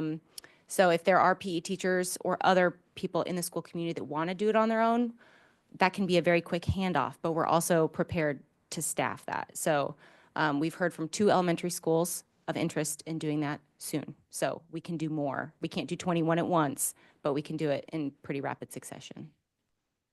Thank you for that, Ms. Brookshire, and all the things you shared with us. I've looked at those Safe Routes documents and shared them with folks, and we were on a call earlier today with partners like Bike Durham, and you were there as well as other folks trying to figure out how we best support schools. And we know some of that work's been happening for a long time already, so I appreciate that. I think my questions around the form just kind of center around, like, I know if you ever been to an elementary school around dismissal, it's a very structured, strategic, and coordinated process that frustrates many parents, but is done to make sure every kid gets home with the right kids or right parent or guardian safely. And so how does this form also fit into some of that structure that schools are already working on? And then how do we, like, the timeline is short for principals. They lost the day now, tomorrow, respectfully, and we know we had to do that for snow, but I think just being clear around, like, they will need, and that, so this, I'm gonna ask this question, sorry, I'm getting long-winded, but it ties a little bit to liability for me too. Like, will they need this for every single student who is in that family responsibility zone? Or is it kind of, you're in the family responsibility zone and you kind of figure it out? How does that work? so back in, I believe, December, like early December, when we met with the elementary school principals, my understanding from them is that this is something they already do, right? I know in my experience as a mom, that was something I filled out a form, like what my kids were gonna be, carpool or, bus rider, et cetera. But what they wanted, where there was what they wanted clarity on, and what this form is that independent piece for the elementary school students. And so that's what this form does. So not most, I would say all 100% of our principals have a process that they use for designating whether or not students are walkers, chaperone, et cetera. And so this form would allow them to, have a badge or whatever their practice is to note whether or not parents have designated their student, except pre-K, as an independent walker or biker. Did I answer your question? It does. And then this form is only for folks who are walking independently without a chaperone. And that's what I'm hearing. So they already have an existing form from the principals. And again, this is just I'm just gonna own it. Maybe a 30-minute draft, just trying to get, something out there so we could have conversation around it. But after getting some additional feedback from principals, and making sure that we've covered all of the bases for it, it would be the expectation that parents would have noted whether or not their student is an independent walker or biker or scooterer or whatever, their modality would be. Okay. I think I wonder on this form, since we're sending it home to families anyway, if there's opportunity to include, we'd be sending it home with these, or families would have to fill it out if their child was going to walk independently. That is correct. Okay. That it also includes, like, I mean, it's not electronic, so links won't work, but how do we include the safe routes information in the form? So that it's easily accessible for folks. I trust that y'all and your wisdom and expertise with public affairs will figure out how to get a map in here or something in here to make sure that families have that information. It's a way to push it out to them versus them having to find it. But I think that'll just be helpful in there. And then with this form, it is saying parents are kind of taking that responsibility. They're saying their child can walk independently, and they kind of assume responsibility for what happens after that. Can you say it one more time, please? Mm-hmm. Now I'm nervous about saying it again. If a parent completes this form, they're saying you can release my child to walk independently to their home or to grandma's, wherever their location is. Okay. I'll leave it at that. I didn't answer verbally, and I don't think the camera was on me. Yes, yes. Thank you. I appreciate that. I'm gonna switch gears a little bit there. I think all the comments that have been raised around the family responsibility zones are real, and we have to acknowledge them. It's a horrible time to implement a change in the middle of the school year. We know that. And my colleagues, we decided to move forward in December. So I want to be respectful of families who are trying to figure out how to navigate this. To the career fair, just switching gears a little bit. How are we promoting the career fair? I'm excited to hear about it. How are we promoting that?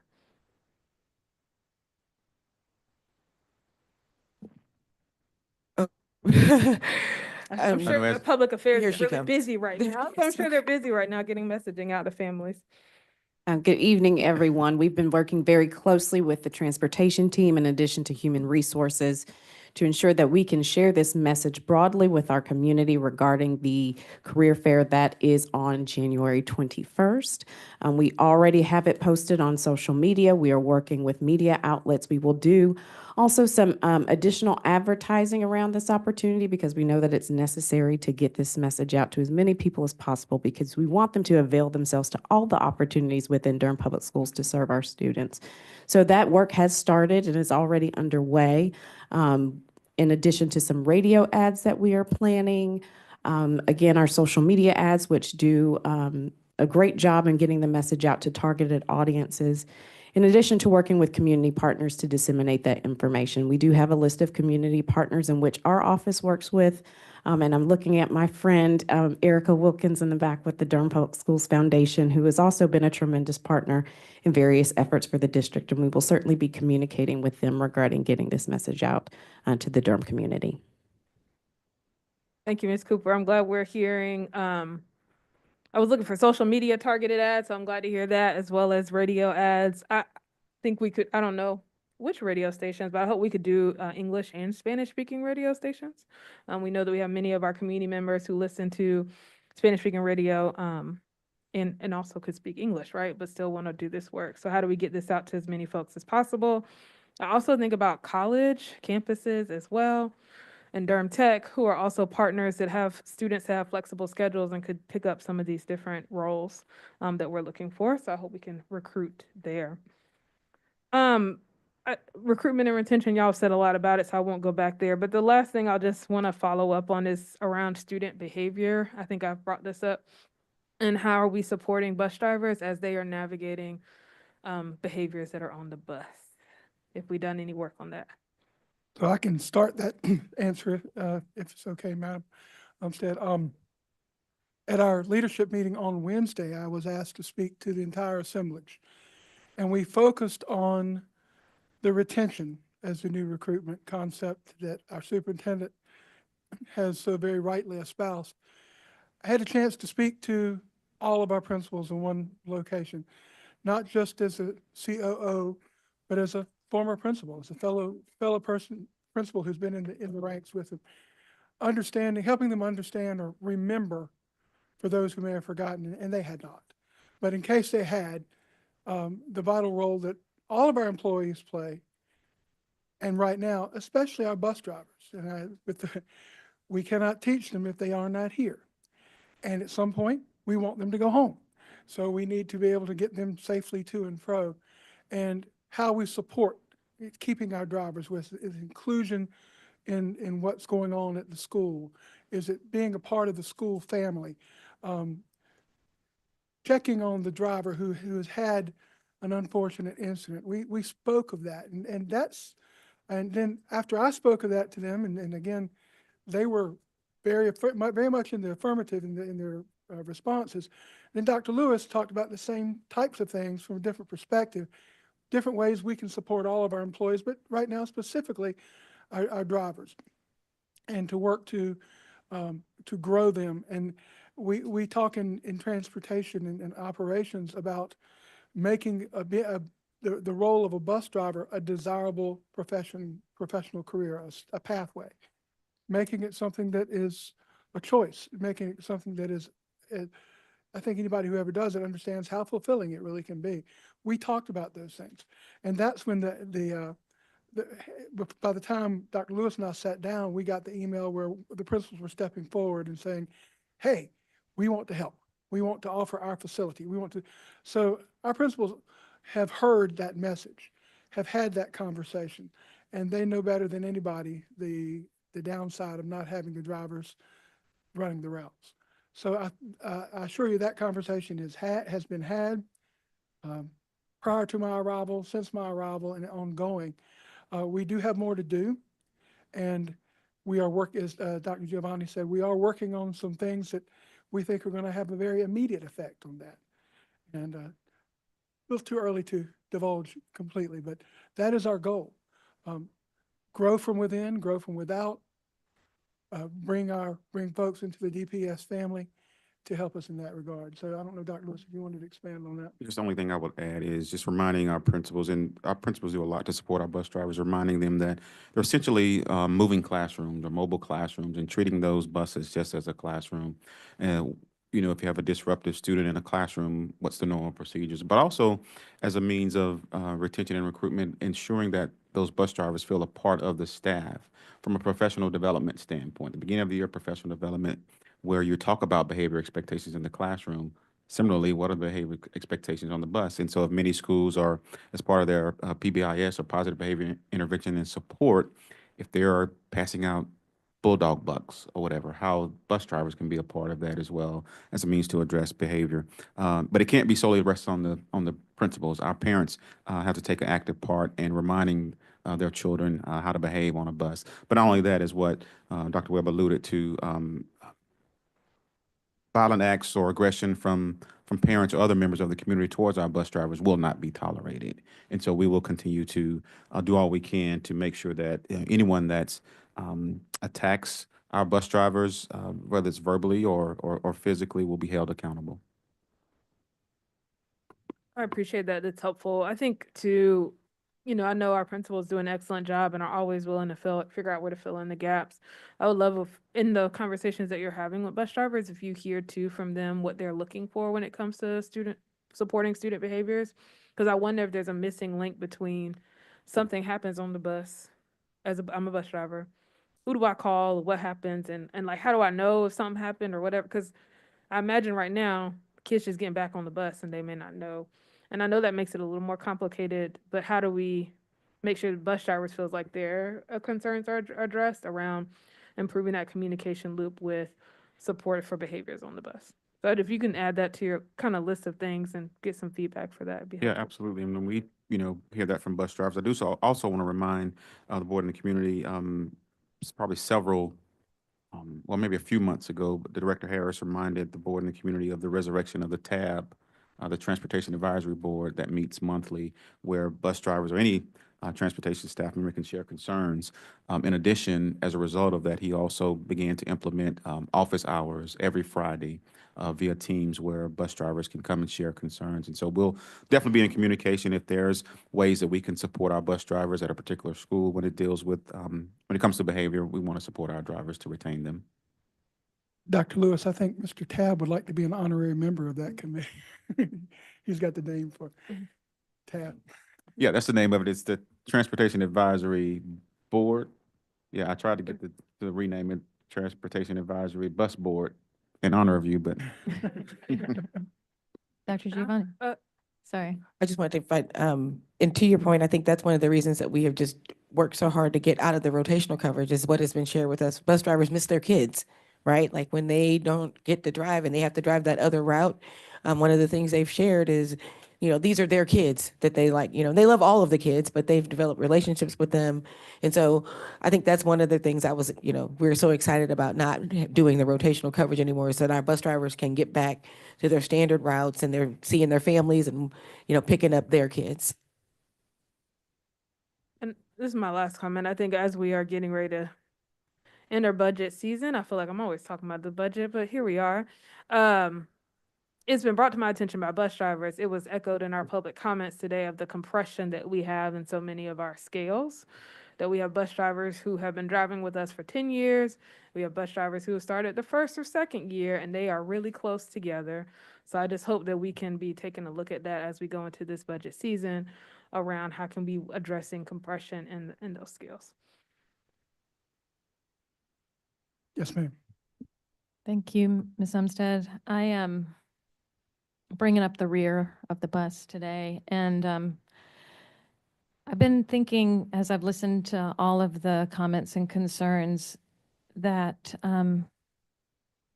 we are in a crisis and we are a team.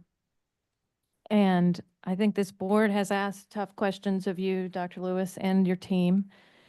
And I think the process that you are still, and we talked about it on Monday, you're still building the plane while you fly it. Like, this is not ideal to do mid-year. You would never, recommend that to other districts. You would never say that crisis management and crisis transportation was what you wanted to come tackle in your first 100 days in Durham. But I appreciate you tackling it. I think the process that still is being developed is better than it started, and is better because of the tough questions that this board has asked and continued to push on.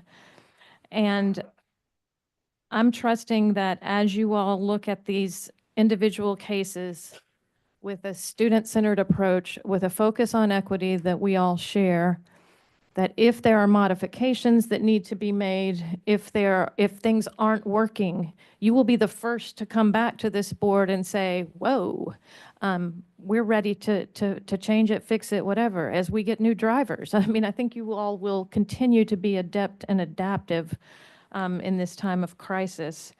And, I read the hardship kind of process that y'all are outlining as trying to give the grace that we need to give on a case-by-case basis. And if all else fails, all of those come to us, right? They all come to us to try to fix those on a, and yes, we'd rather they be fixed ahead of that, and that's still how it's designed. But I'm looking at like staff that have joined your team and your new team that you're building, Dr. Lewis. I'm looking at Mr. Teeter, who is helping us figure out what we can afford and what we can budget, like Ms. Umstead said, next year, right?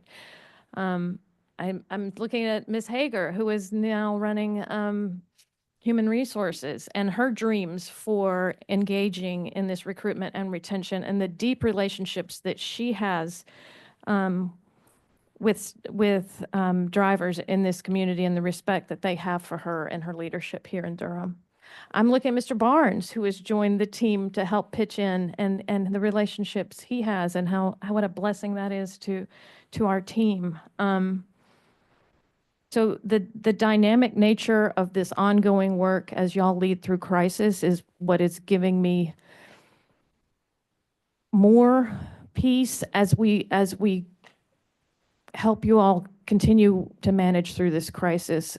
Director Harris, could you come and tell us kind of what work y'all have done and what the drivers are expecting in the routes that y'all have designed, and maybe a little bit about the route optimization and how that's going? Just you're holding and leading such a critical piece of the district, and we are so grateful for your leadership and Ms. Fullwood and all the work that you all are doing. Yes, ma'am. So we have gone through routes. We are continuing to go through routes. We are looking at areas where we can do some condensing as far as stops and locations and things of that sort. We are doing everything we can to try to make this as most comfortable for everybody, for all stakeholders, not just for drivers, for students. We're looking to make sure that it's comfortable for everybody. We understand that some of these things are tough, and they of course, they are hard. Yes, they are But to make sure that we're trying to be equitable and give everyone equitable access and be able to give them the opportunity to be able to be successful, we have to do some things that are outside of the box, and we have to do those things to make sure that we are doing everything that we can, giving due diligence. These my employees work some long hours. They come in before sunlight, go home when it's dark. 1 o'clock in the morning, they're texting me, what about this thought? What about this? Can we do this? Can we make this work? How can we put this together? So it is something that we look to every single day to do all that we can to try to make it better, because we take self out of it. It's not about self. It's about the ones who are not able and need us and expect us to do certain things for them, because it is our responsibility. And we call that in my department, and I say, yes, my department, we call that accountability. Thank you, Director Harris. I think that concludes our discussion. And the next item we have on our agenda is the legislative agenda update. Thank you all for being with us. Ms. Byer, did you want me to speak to the legislative agenda update, or you got this? If you would do some introductory comments, I think that would be fantastic. Colleagues, annually, we do a legislative breakfast with our delegation and our state delegation. And so we are in the planning phases of that. In the past and traditionally, Ms. Byer has led that work, and it's been 2 board members that help her. And so we are looking for volunteers to do that work with her and develop a legislative brief that we can share with our state delegates. Yeah, I would say that last year, Chair Rogers, you and I worked on this with Board Member Lewis, and we had a lovely breakfast with our Durham delegation. And I would welcome volunteers, or I would welcome turning it over to new folks to lead it. We just wanted to see if anyone wanted to join in that effort, what your interest level is in that. Ms. Chavez. I would be happy to work on this with you and whoever else. I think it's important. And I know Durham often has unique priorities when it comes to what we're pushing for at the state level. Thank you. Others? Anyone? I saw Ms. Umstead. I saw Ms. Harold Goff. Y'all. I can make it, yeah, the chair could make it a committee of the 3 of y'all. Do y'all want to work on it together? And I could pass it to you. I give you notes from last year. Happy to do that. I had prior to, I've been, thinking about, so I saw this and I do have interest. Would be willing to do it with some onboarding and a little bit of, The committee would be able to support coaching that. and help Yeah. with what that looks like, but would be interested in working with the team. Ms. Umstead? No, that wasn't your hand. That was just you. I mean, I was Yeah. volunteering to offer myself to support. Yeah, I'm happy to help.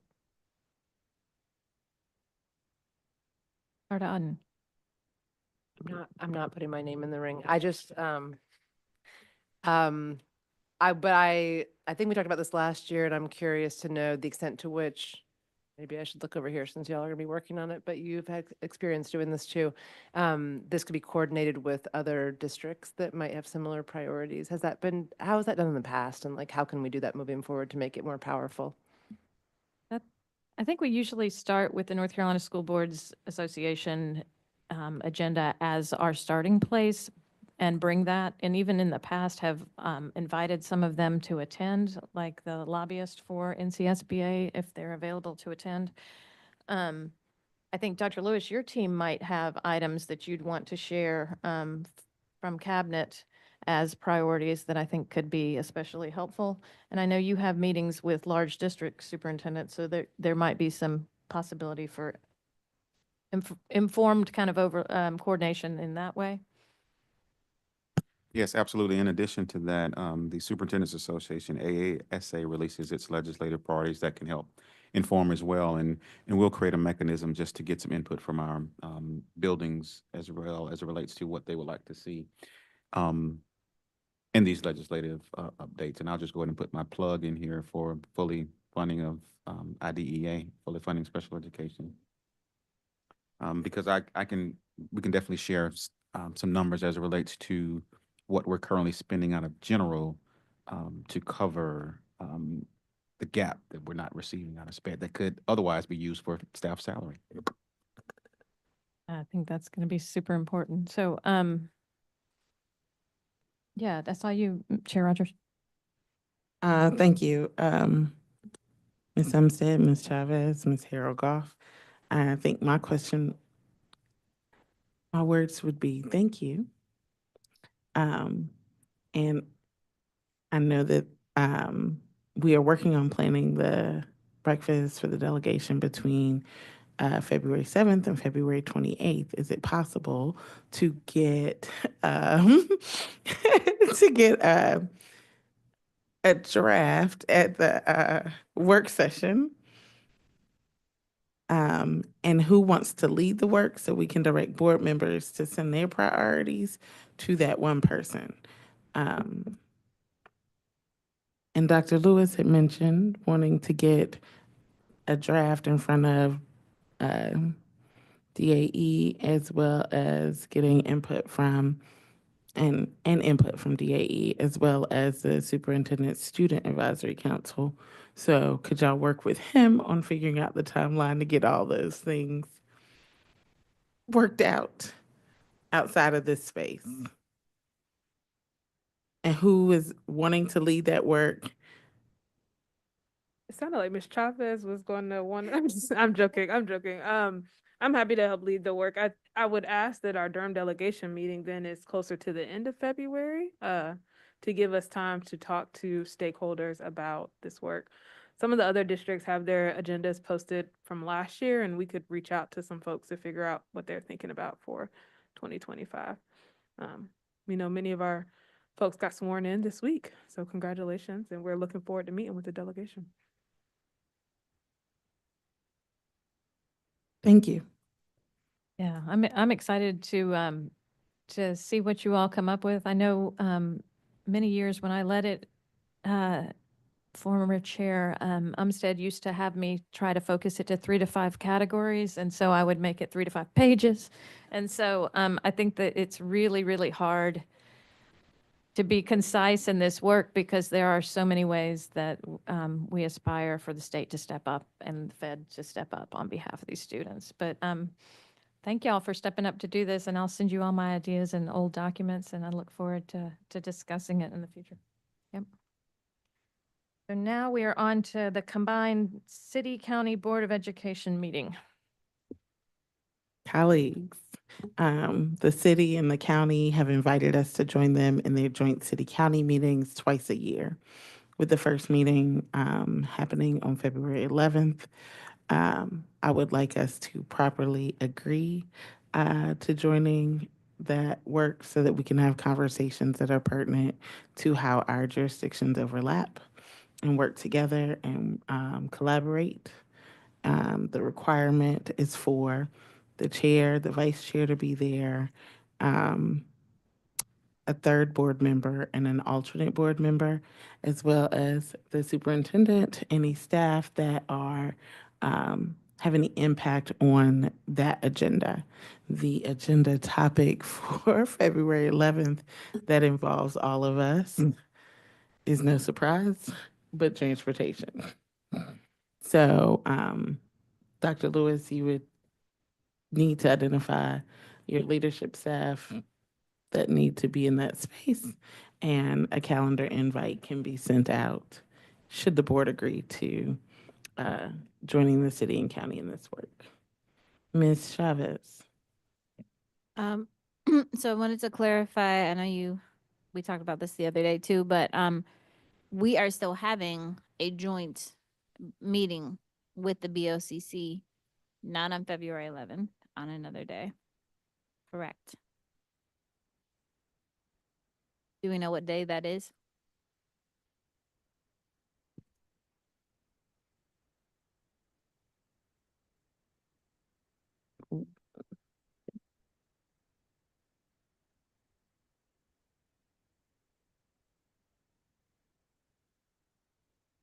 Well, that can be a separate question, maybe, but, all right, or, I'll put So that it's not question on. February 11th because our meetings are on Tuesdays with the county commission. That's a Tuesday. Is it a Tuesday? I must be looking at the wrong year. I also have a question. I also have this question about what time this meeting is, this joint city county. I emailed that to you. I missed that information. Can you share it? Yeah, I'm looking it up. Okay. So are we saying that this, or maybe we don't know that yet? And I will say I support us joining these meetings. And maybe if we can look at agendas beforehand to make sure, if we all need to be there or not. But if, The joint Board of County Commission meeting is February 18th. The meeting on February 11th is hosted by the city, sorry. This meeting is from 9:30 to 11:30. I feel like I remember us moving that February 11th date because they had this meeting. Okay, thank you.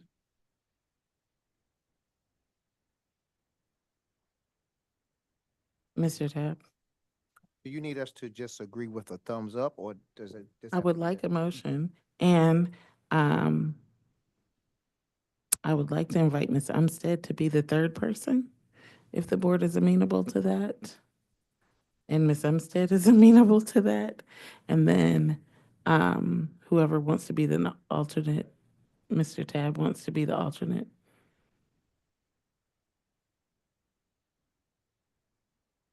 For the joint city-county schools meeting. And so we would be agreeing to being a part of this conversation twice a year. So the first meeting date is scheduled for February 11th. The other ask is for August 12th.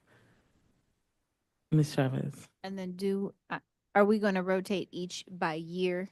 Who is the third person? We have to be at the table to have each by year. Who is the third person? Third person and alternate. Or how often does that change? I just want to know if we're making a motion, like, what's the term? We can't commit future boards to continuing to be a part of this with them. So those boards would have to decide. So I would suggest that those conversations be had at the organizational meeting or just after, and decide who the people are going to be. So what we have chosen is for the February 11th The meeting. February 11th And meeting. not August 12th. Okay. Right. And August, right? Because the organization will reorganize in July.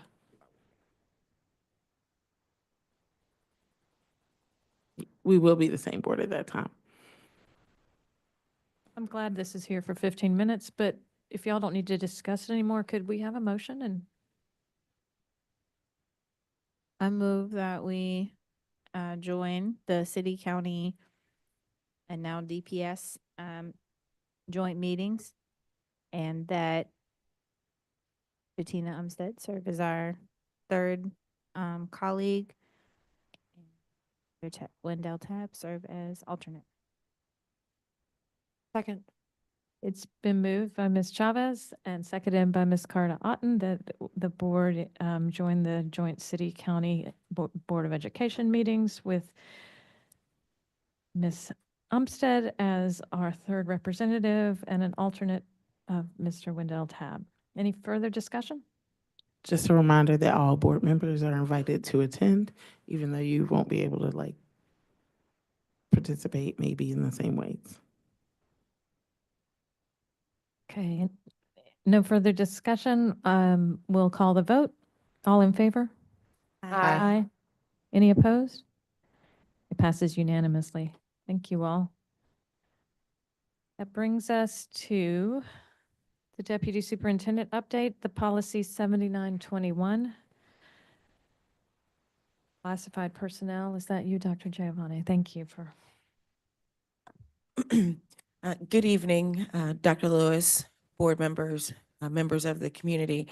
This policy 7921, classified personnel reduction, is before you on second reading. It was on the agenda, I believe, on December 19th for first reading. But it really, what this policy does, and I've provided you with your current policy, which is a lot shorter, maybe a paragraph and a half. And then I think maybe from 2010, so it's quite old. And then I've given you the clean version of 7921 that incorporates the recommended edits, as well as the track changes version. The track changes version, I usually don't include a clean version, but it's so different, not different, so much longer and more expansive. That's why I've given you the clean version and the track changes version. But really what the purposes of this is to kind of track periodically, school systems may have need of some reorganizations and due to various reasons. And what we wanted to do is to align how we do that with certified to how we do it with classified. And so this policy is not designed to remove any protections from classified employees, but instead is designed to give them and hold administration and more accountable for when these decisions are made, so that if it turns out that, let me grab my glasses, if there's declining enrollment or financial shortfalls or just district reorganization decisions that are being made by leadership, then it can be more kind of surgical in those decisions and not force, like what the policy before would have required if, for whatever reason, because of a reorganization, a certain program was being stopped or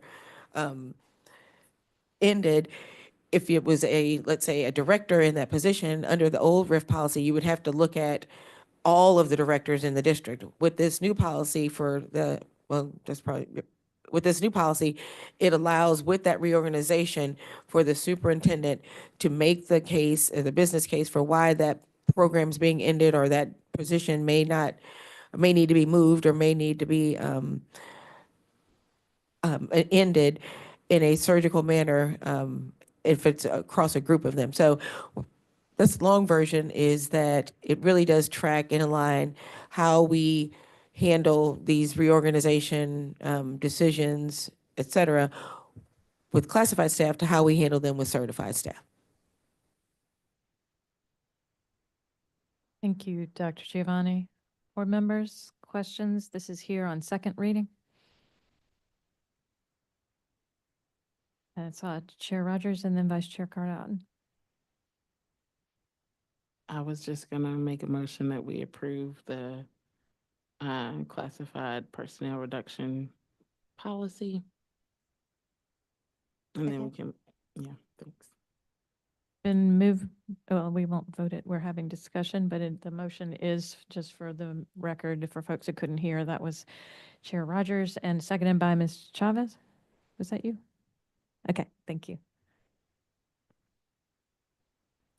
I just had a quick question about it. I appreciate the alignment between classified and certified staff, and also that we've maintained the, in the final paragraph, this opportunity for, to notify or let employees know in writing, basically, they can apply for other positions as they become open. I guess I was curious to know, do these employees, like, do these employees have severance or other benefits? And if so, is that by state statute? And if so, should that be referenced in the policy?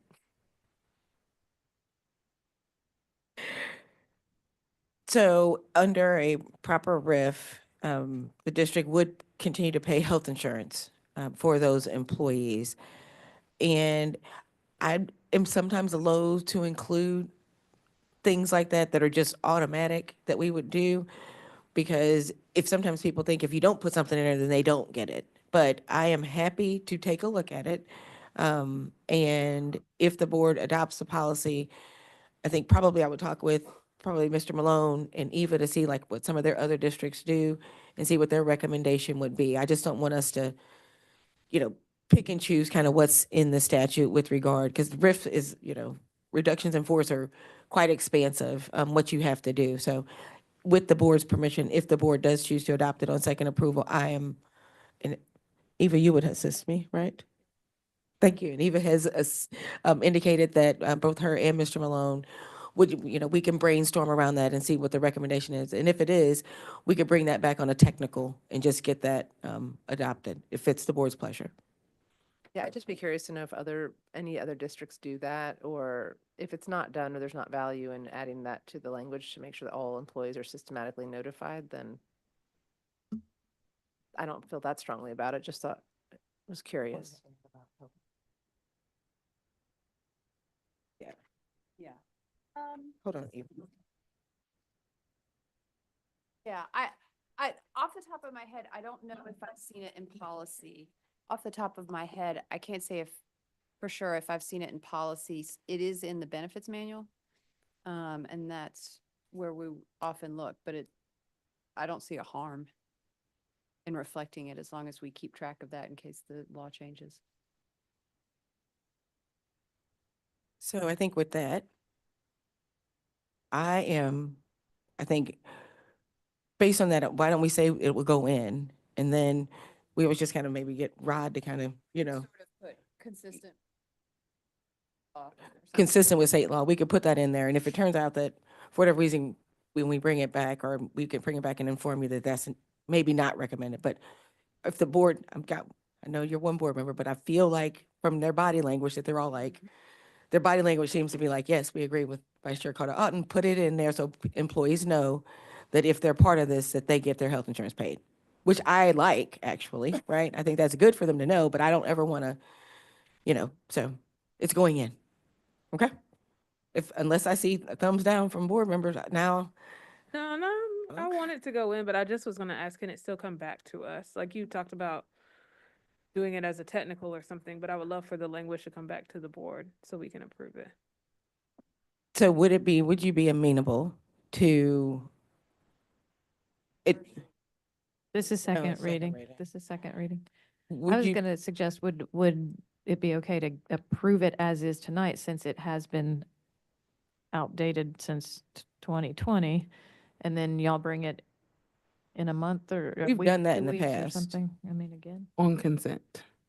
like, just do revised January 9th and then add that language in for you to again, and then bring it on consent, revised January 23rd or whatever. Yeah. Okay, that works. Yeah. That works perfectly. I just Okay. wanted to Yes, come back around. That's Yes, all. ma'am. I did have other questions. Are you? Yeah. As far as like grant positions are considered, which often are time bound, does that need to be noted here or not? I'm not sure. No, I would, they wouldn't be part of a reduction in force, a grant position. I thought, but I just wanted to ask the question. And then there's significant changes made from the policy before. Mm-hmm. Can you share a little bit about why so many changes and the timing of this?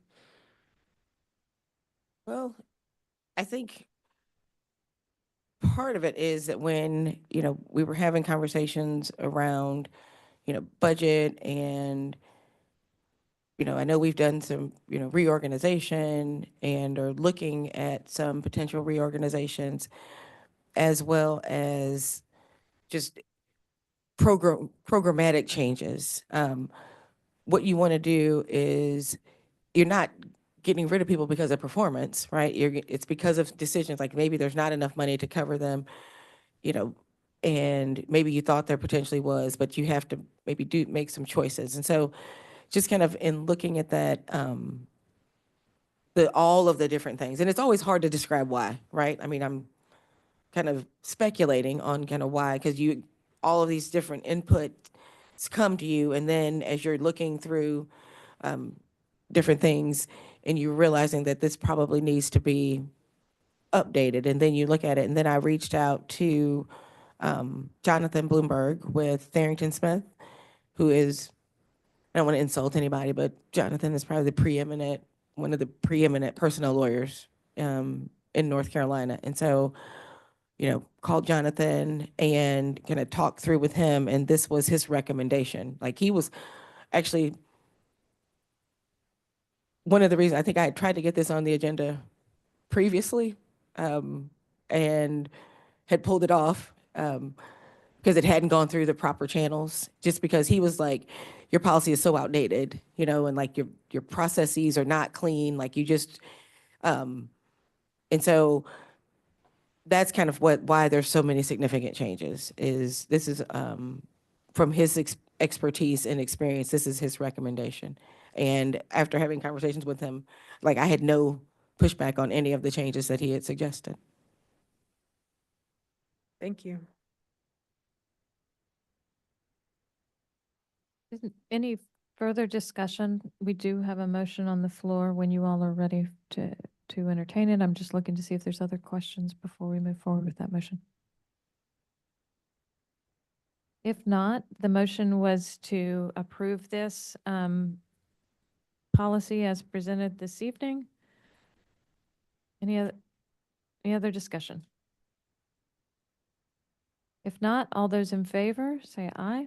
Aye. Any opposed? Thank you.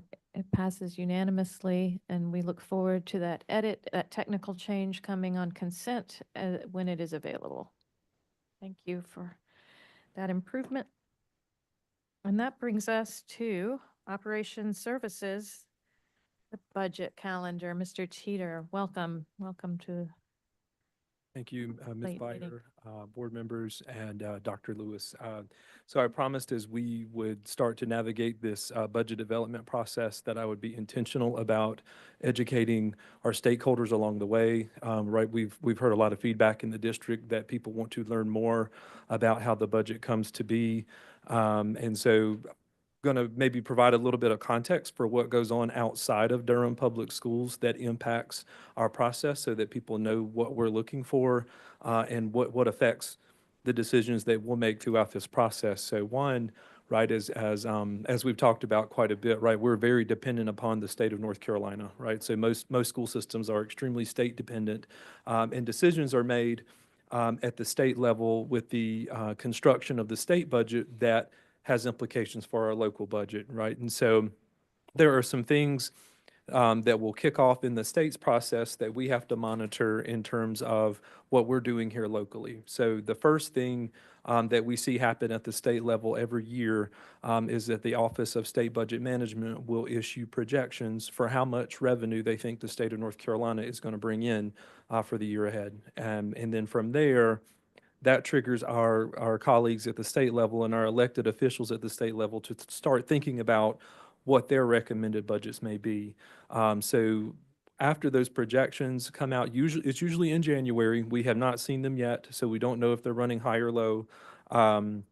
But we'll see those projections, and then it will trigger the governor, and being mindful that we now have a new governor in North Carolina, it will trigger the governor to start working on his or her recommended budget for the state. And at this point in the cycle, North Carolina runs on a 2-year cycle, so they develop 2 years at one time. And where we are, this is my least favorite part of the cycle because we are beginning a 2-year cycle. And so sometimes we have to look into our crystal ball a little bit and really put our ear to the ground and talk to our colleagues to figure out what might folks do. I really love year 2 because it's already there. We have somewhere to start working from. We expect minor tweaks to happen. And it's just much easier to manage. So we are currently at the crystal ball phase of the state budget development process because we have no idea what the revenue is going to look like for them, and we have no idea what Governor Stein is going to recommend. The one thing that we can forecast is about when we will hear from Governor Stein, and that's probably going to be in March. When you look at the 5-year history and It seems to not matter what political party was in the governor's mansion or who that was. It just historically always seems to land somewhere in March. So that has ranged anywhere from March 5th back in 2015 to March 15th in 2023. So it's a pretty good gauge. From there, once the governor makes his or her recommendation, then that triggers your colleagues in the General Assembly to start putting out their versions. And that's usually the slow part, waiting for them to work through things. And we have found that to be a very slow process, even when same party has had a supermajority in both chambers, they tend to still not get it done timely. And so in this particular session, there's not a supermajority. The governor may be able to veto some things and slow it down even further this go around. So we're maybe looking at a lengthy process this time. All that said, I've already had the opportunity to meet my colleagues on the county side of the house here in Durham, and have communicated with the budget director at the county that our plans in terms of just keeping our work moving forward is that whatever we see in the governor's proposal will be the numbers that we use to calculate how much it would cost for us to continue existing as we are, right? So the governor will make recommendations for how much should teacher pay raise, how much should the pay raise for our classified employees. We'll make suggestions for how much we contribute to the state retirement system, to the state health plan. Which reminds me of a new wrinkle that we deal with this season is that we also have a new state treasurer in North Carolina who has made headlines with his opinions differ about the state health plan than the previous state treasurer. And so we don't really know what's going to happen with premiums. They've been pretty predictable here lately, but the new state treasurer has suggested that increasing premiums is the solution to the state health plan problem versus additional investment from the legislature, right? So we've got a new wrinkle that we'll have to monitor as things develop. But so just wanted to provide all of that for context of things that we care about and to continue to educate folks about things that affect what we're going to do. So if the governor suggests that he would like to raise pay hypothetically 5% across the board in the first year of the budget, then those are the numbers that we'll use to calculate our continuation costs for our locally funded employees. And I think the budget director was acceptable with that model. I think they feel amenable on that side. They look forward to us working through it in as quick as a way possible. If we wait on the General Assembly, we won't get it done in time. So I think so staff to staff, we're on the same page that we can agree to use the governor's figures for continuation costs. So my staff will work diligently to come up with numbers for that portion of the budget. We also have a second wing of the budget that I refer to as the expansion phase of the budget, which is where what new things are we looking to do that we have not been doing? And that could include things such as increasing the teacher supplement, expanding local master's pay, doing something additional for bus drivers, whatever ideas may flow through from our colleagues in the district, whatever feedback we might get in the public hearings. Those are things that we'll have to lift up and cost out through the process. And so what the governor has in mind could have some impact on how we cost those things out as well. So just wanted to stress the importance of us having that in hand in our toolbox. We will certainly still work through some scenarios of some things that could happen so that we're ready. But with that said, we've outlined some events in the calendar.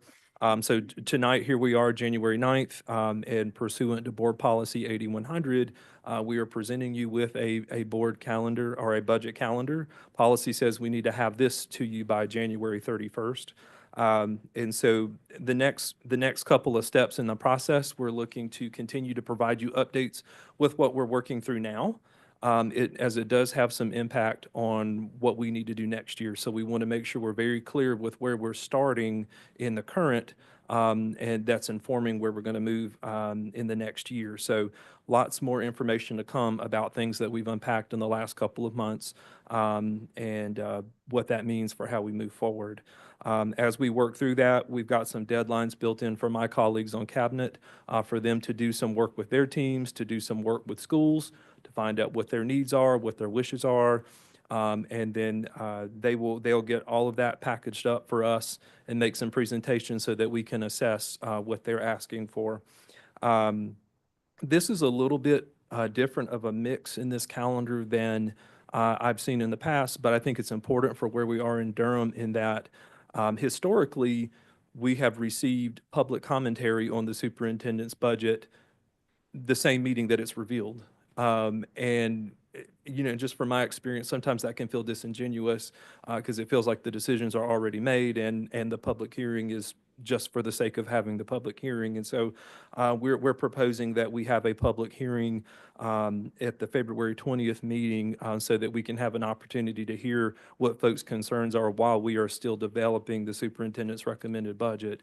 And then there will be an opportunity for the traditional public hearing later once that document is made available to the public. So just peppering in that extra layer of feedback from the public and from all of our colleagues throughout the district so that we're intentional about what their concerns are and we incorporate that in our review.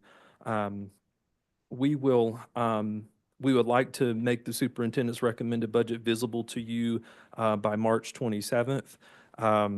Looking back to 2021, the governor didn't make his proposal until March 24th, so I'm hoping it's not that late this time, but we'll keep an eye on that. We'll use the April 10th work session for additional feedback. We will have gotten a lot of feedback before then, but that will be the next formal meeting for us to consume additional information from you, perhaps do some interactive things to work through some scenarios. And then on April 24th, we're asking for you to authorize that request for us to take to the county commissioners. And the statutory deadline for that is May 15th, but we try to shoot earlier than that. We don't want to push it out that far. So happy to answer any questions you may have about that process. Thank you, Mr. Teeter. We really appreciate your leadership and appreciate the increasing ways for the community to be involved in a proactive way and share their feedback all through this process. Board members, colleagues, questions, discussion? Ms. Umstead. Thank you, Mr. Teeter, for this timeline and the calendar. I appreciate hearing that you've already talked to our colleagues over at the county around this timeline too. It's been our practice to have the budget to them earlier in mid-March, so glad to hear that y'all are in communication around what that will look like for this year. I think one request, although it's just one person, so open to the board to hear more. I appreciate the 2 public hearings, but would love for us to also have just a community meeting around DPS's budget. Here's how it's created. Here's what portion is federal, what portion state, what portion is local. I think this is some of this is in the budget booklet, right? How much is salaries versus how much is something else. And I just think it gives kind of the intro, what is 101 to a lot of community members who are really interested in this as well. And I feel like tees up us really nicely for developing the budget this year and all the things we'll do as part of this process. Thank you, Ms. Umstead. Ms. Chavez. Yes, thank you. I appreciate having this calendar. I also appreciate your focus in line with Ms. Umstead's comments on community education around our budget. It's enough for any one of us to take in. So to make it more transparent for people is really important. Just a question. I also like that you added another public hearing. I think that's wonderful. What will be the shape of the public hearings? What makes them different from public comment? Yeah, so I think public hearings, right, so it's a deliberate, like typically it's a deliberate block of time normally, happening ahead of the typical scheduled meeting. And I think, right, it has shades of normal public comment, right? But we've got that laser focus on specifically what are folks wanting to hear or wanting to see in the budget they think is important. And I think we've got a responsibility to take that, digest that, and incorporate that where we can, as we develop what the priorities are. And I just think we can't ignore it. And I think, in our normal public comments, we have heard some things, just like tonight. I think we heard some things that have shades of budget in there, but I think it's good to have the speakers in here with that laser focus directly on square on the budget, and it helps us get more intentional feedback. Great. That sounds wonderful. Thank you so much. Ms. Simpson. Sorry, I'm coming back. I just want to say, in the past, we've had budget hearings on the same day as meetings, and sometimes we've also had them on different days of meeting.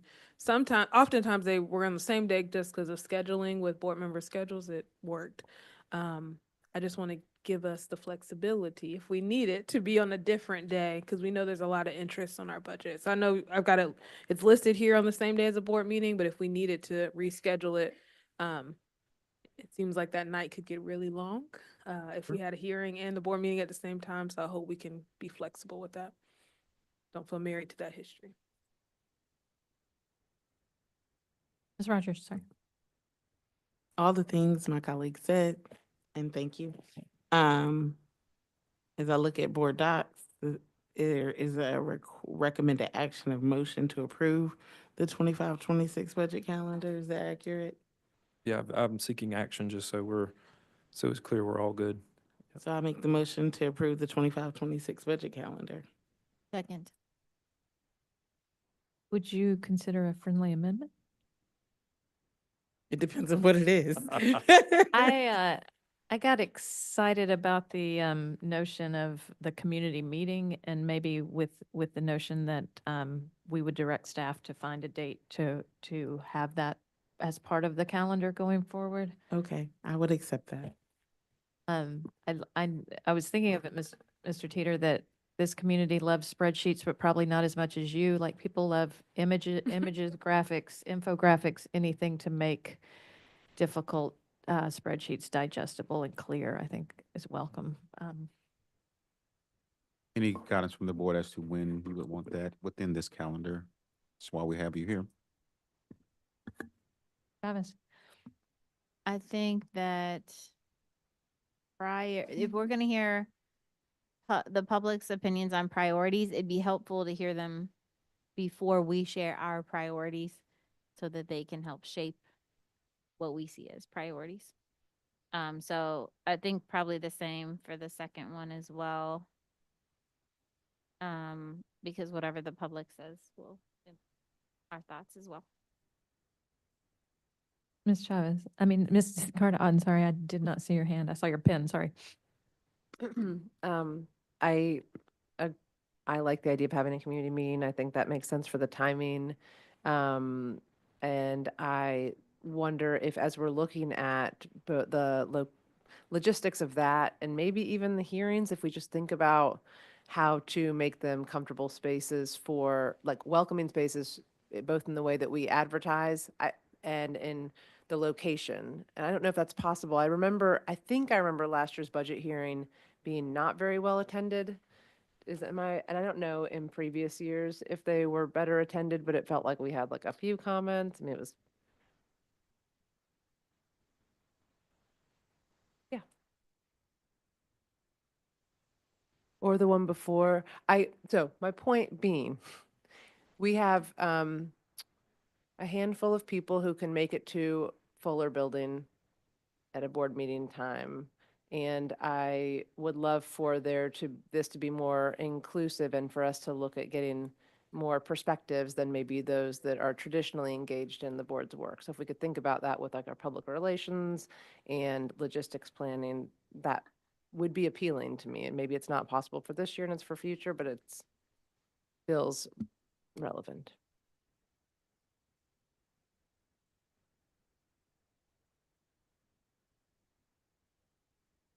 Ms. Harold Goff, sorry. Hi, I just wanted to echo Ms. Carter Alton and just add the language of intentional, equitable community engagement strategies for these conversations. Some of those have been defined in community and, in Durham. And so we can start that process now of like really looking into that and being intentional moving forward.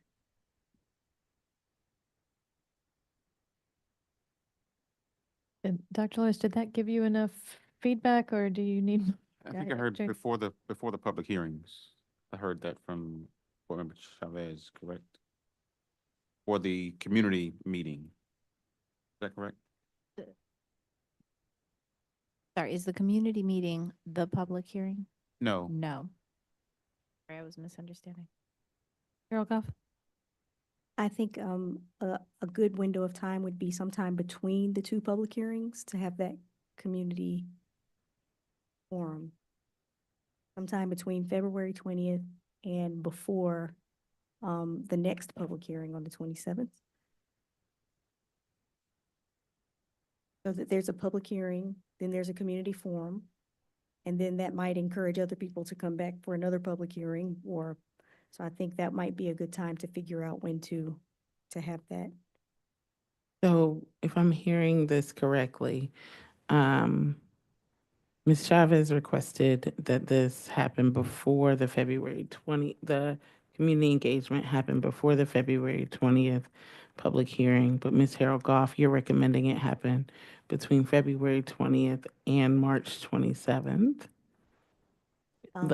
Yeah, I was my train of thought was that the final round of feedback is on April 10th. And so, Right. I think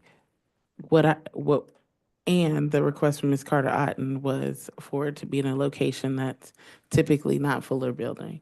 So administration would need to identify locations that would work and dates and times in between these dates that would work, and then send them out to board members to see if board members are available. You want us to go to that so we know what the community is sharing, or you're expecting administration to collect that information and share it with us? Just backtrack us, just to be clear. What I was just thinking about was a community presentation on how does the school system develop a budget? Where does it come from? What goes to where, da da da da da.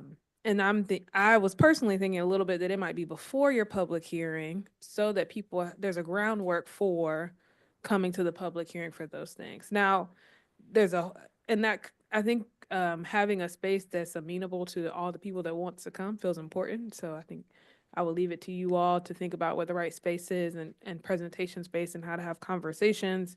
And it might have some question and answer too in there to make sure that people can engage.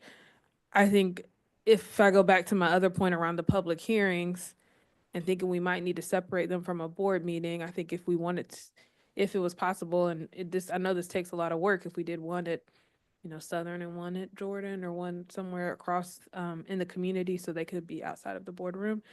I recognize that takes work because IT has to move and a lot of things happen, but maybe that's kind of addressing a couple of different points that I'm hearing.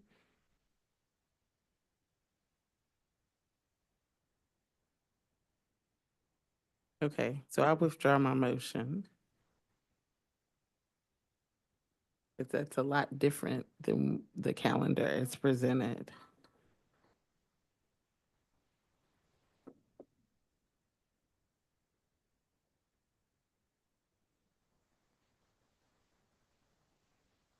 That mic on over there catching you, Eva? Sorry, just, okay. No, it wasn't. So, I mean, it makes sense to make a fresh motion, certainly, because a lot of discussion has happened, and I didn't catch if there was a second. There was a second, Ms. Okay. Chavez seconded. Okay. But the details about dates and all of that, I took as requests to the administration as to how they're going to carry out this calendar. Okay. I would think if we could use one of the February meetings to have an intentional presentation that shares the information you're looking for, right? So I don't know if we're looking to interact with the public in that way at those meetings, or just so much share the information and so then they're aware and they can be more armed for coming later to give the feedback? I don't, so just some food for Okay. thought. Like do an informational presentation at the beginning of the public hearing and then people don't have to go to two? So But again, I don't know that you need to have a vote on every single detail of how this is going to be carried out. I think the request was just to approve the overall calendar. colleagues, Ms. Chavez? I think it'd be good to get community feedback on this question of when to provide information to or opportunities for dialogue to the public. If there are ways to get some community feedback on when to have that, that would be useful. And location, does that matter? Thinking in the past, this was presented as a starting place and we could always add more meetings. So is the action we need tonight just to move forward with what you've brought? And if y'all have things you need to add Right, as I mean, we, this calendar is it's a really very a series of dynamic. deadlines, but it's not like this is all that could happen. Okay. Happy to pepper in additional activities that are appropriate.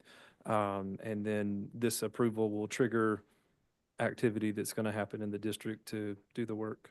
Mr. Teeter, when in here do you anticipate, and I know you're working feverishly, the audit and that presentation as those fall in these dates? My goal is one of the 2 February meetings to have that presentation. So, yeah, Okay, 'cause we're I at, know that will inform so much of this work. So I think I heard the motion withdrawn. Is there someone offer an alternate motion, please? I'll try. I move that we approve the 25-26 budget timeline with these as a series of deadlines for our budget process. Second. Moved by Ms. Harold Goff and seconded by Ms. Chavez that we approve the 2025-26 budget timeline. Any further discussion? Not all in favor? Aye. Aye. Aye. Any opposed? Passes unanimously. Thank you. That brings us to your favorite item, summary of follow-up items. I don't know that had anything of note or who was taking notes. There's Dr. Pittman. Oh, wow. Okay. Thank you, Dr. Pittman. if you know. I appreciate any thought partners. I heard that the superintendent and the administration will meet with the DAE transportation delegation as one of the follow-up items. Is that accurate? I'm sorry, just around the DAE transportation delegation, I thought I heard that there would be a follow-up with that request to meet with the delegation, either the superintendent or the administration. And then I captured the request that the administration would share the comprehensive recruitment and retention plan, particularly addressing our bus drivers. Is that correct? And then the newest one, to add a community meeting to our budget development process. Thank you, Dr. Pittman. Madam Chair, Yes, Dr. Giovanni. and just to make sure, I don't know if this needs to go in the follow-up items, but I am to bring back policy 7921 for a second revision on consent. Okay, thank you. Thank you. And thank you all for trying, as we were working to respect time of staff, to keep our meetings and our discussion as concise as possible so that we're able to end on the same day that we start. With that said, I would welcome a motion to go into closed session.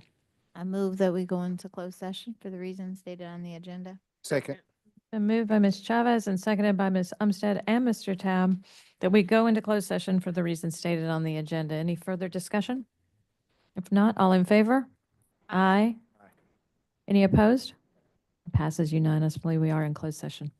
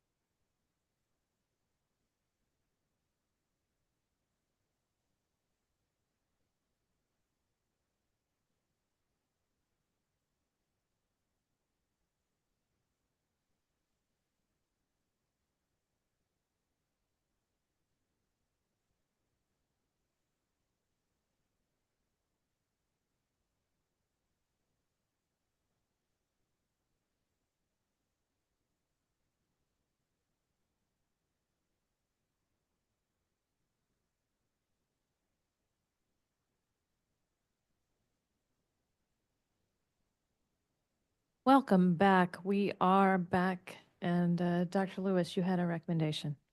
Yes, thank you, Board Chair Board Member By. I heard. We're asking the board to approve the personnel report. Move approval of the personnel report dated January 9th, 2025. Second. Been moved by Chair Rogers and seconded by Board Member Chavez that we approve the personnel report. Any further discussion? Colleagues, I do have a little bit of discussion. Sorry. I would like us to prepare for 2 weeks from now when we come out of closed session to be an open session, but not live stream the portion where we approve the personnel report, much like they do in Wake County. So that our staff and IT don't have to remain here late into the evening and stream, since we are only approving the personnel report. Is there consensus around that? We can try it out. If it doesn't work, we can always go back. But like to give them some relief earlier in the evening. Would that also include our interpreters? Our interpreters, yep. We appreciate them staying for so long. But yeah. The only action we're taking after is personnel. Thank you so much for that. If no further discussion, all in favor? Aye. Any opposed? Passes unanimously. And with that, we are adjourned. Enjoy your snow day.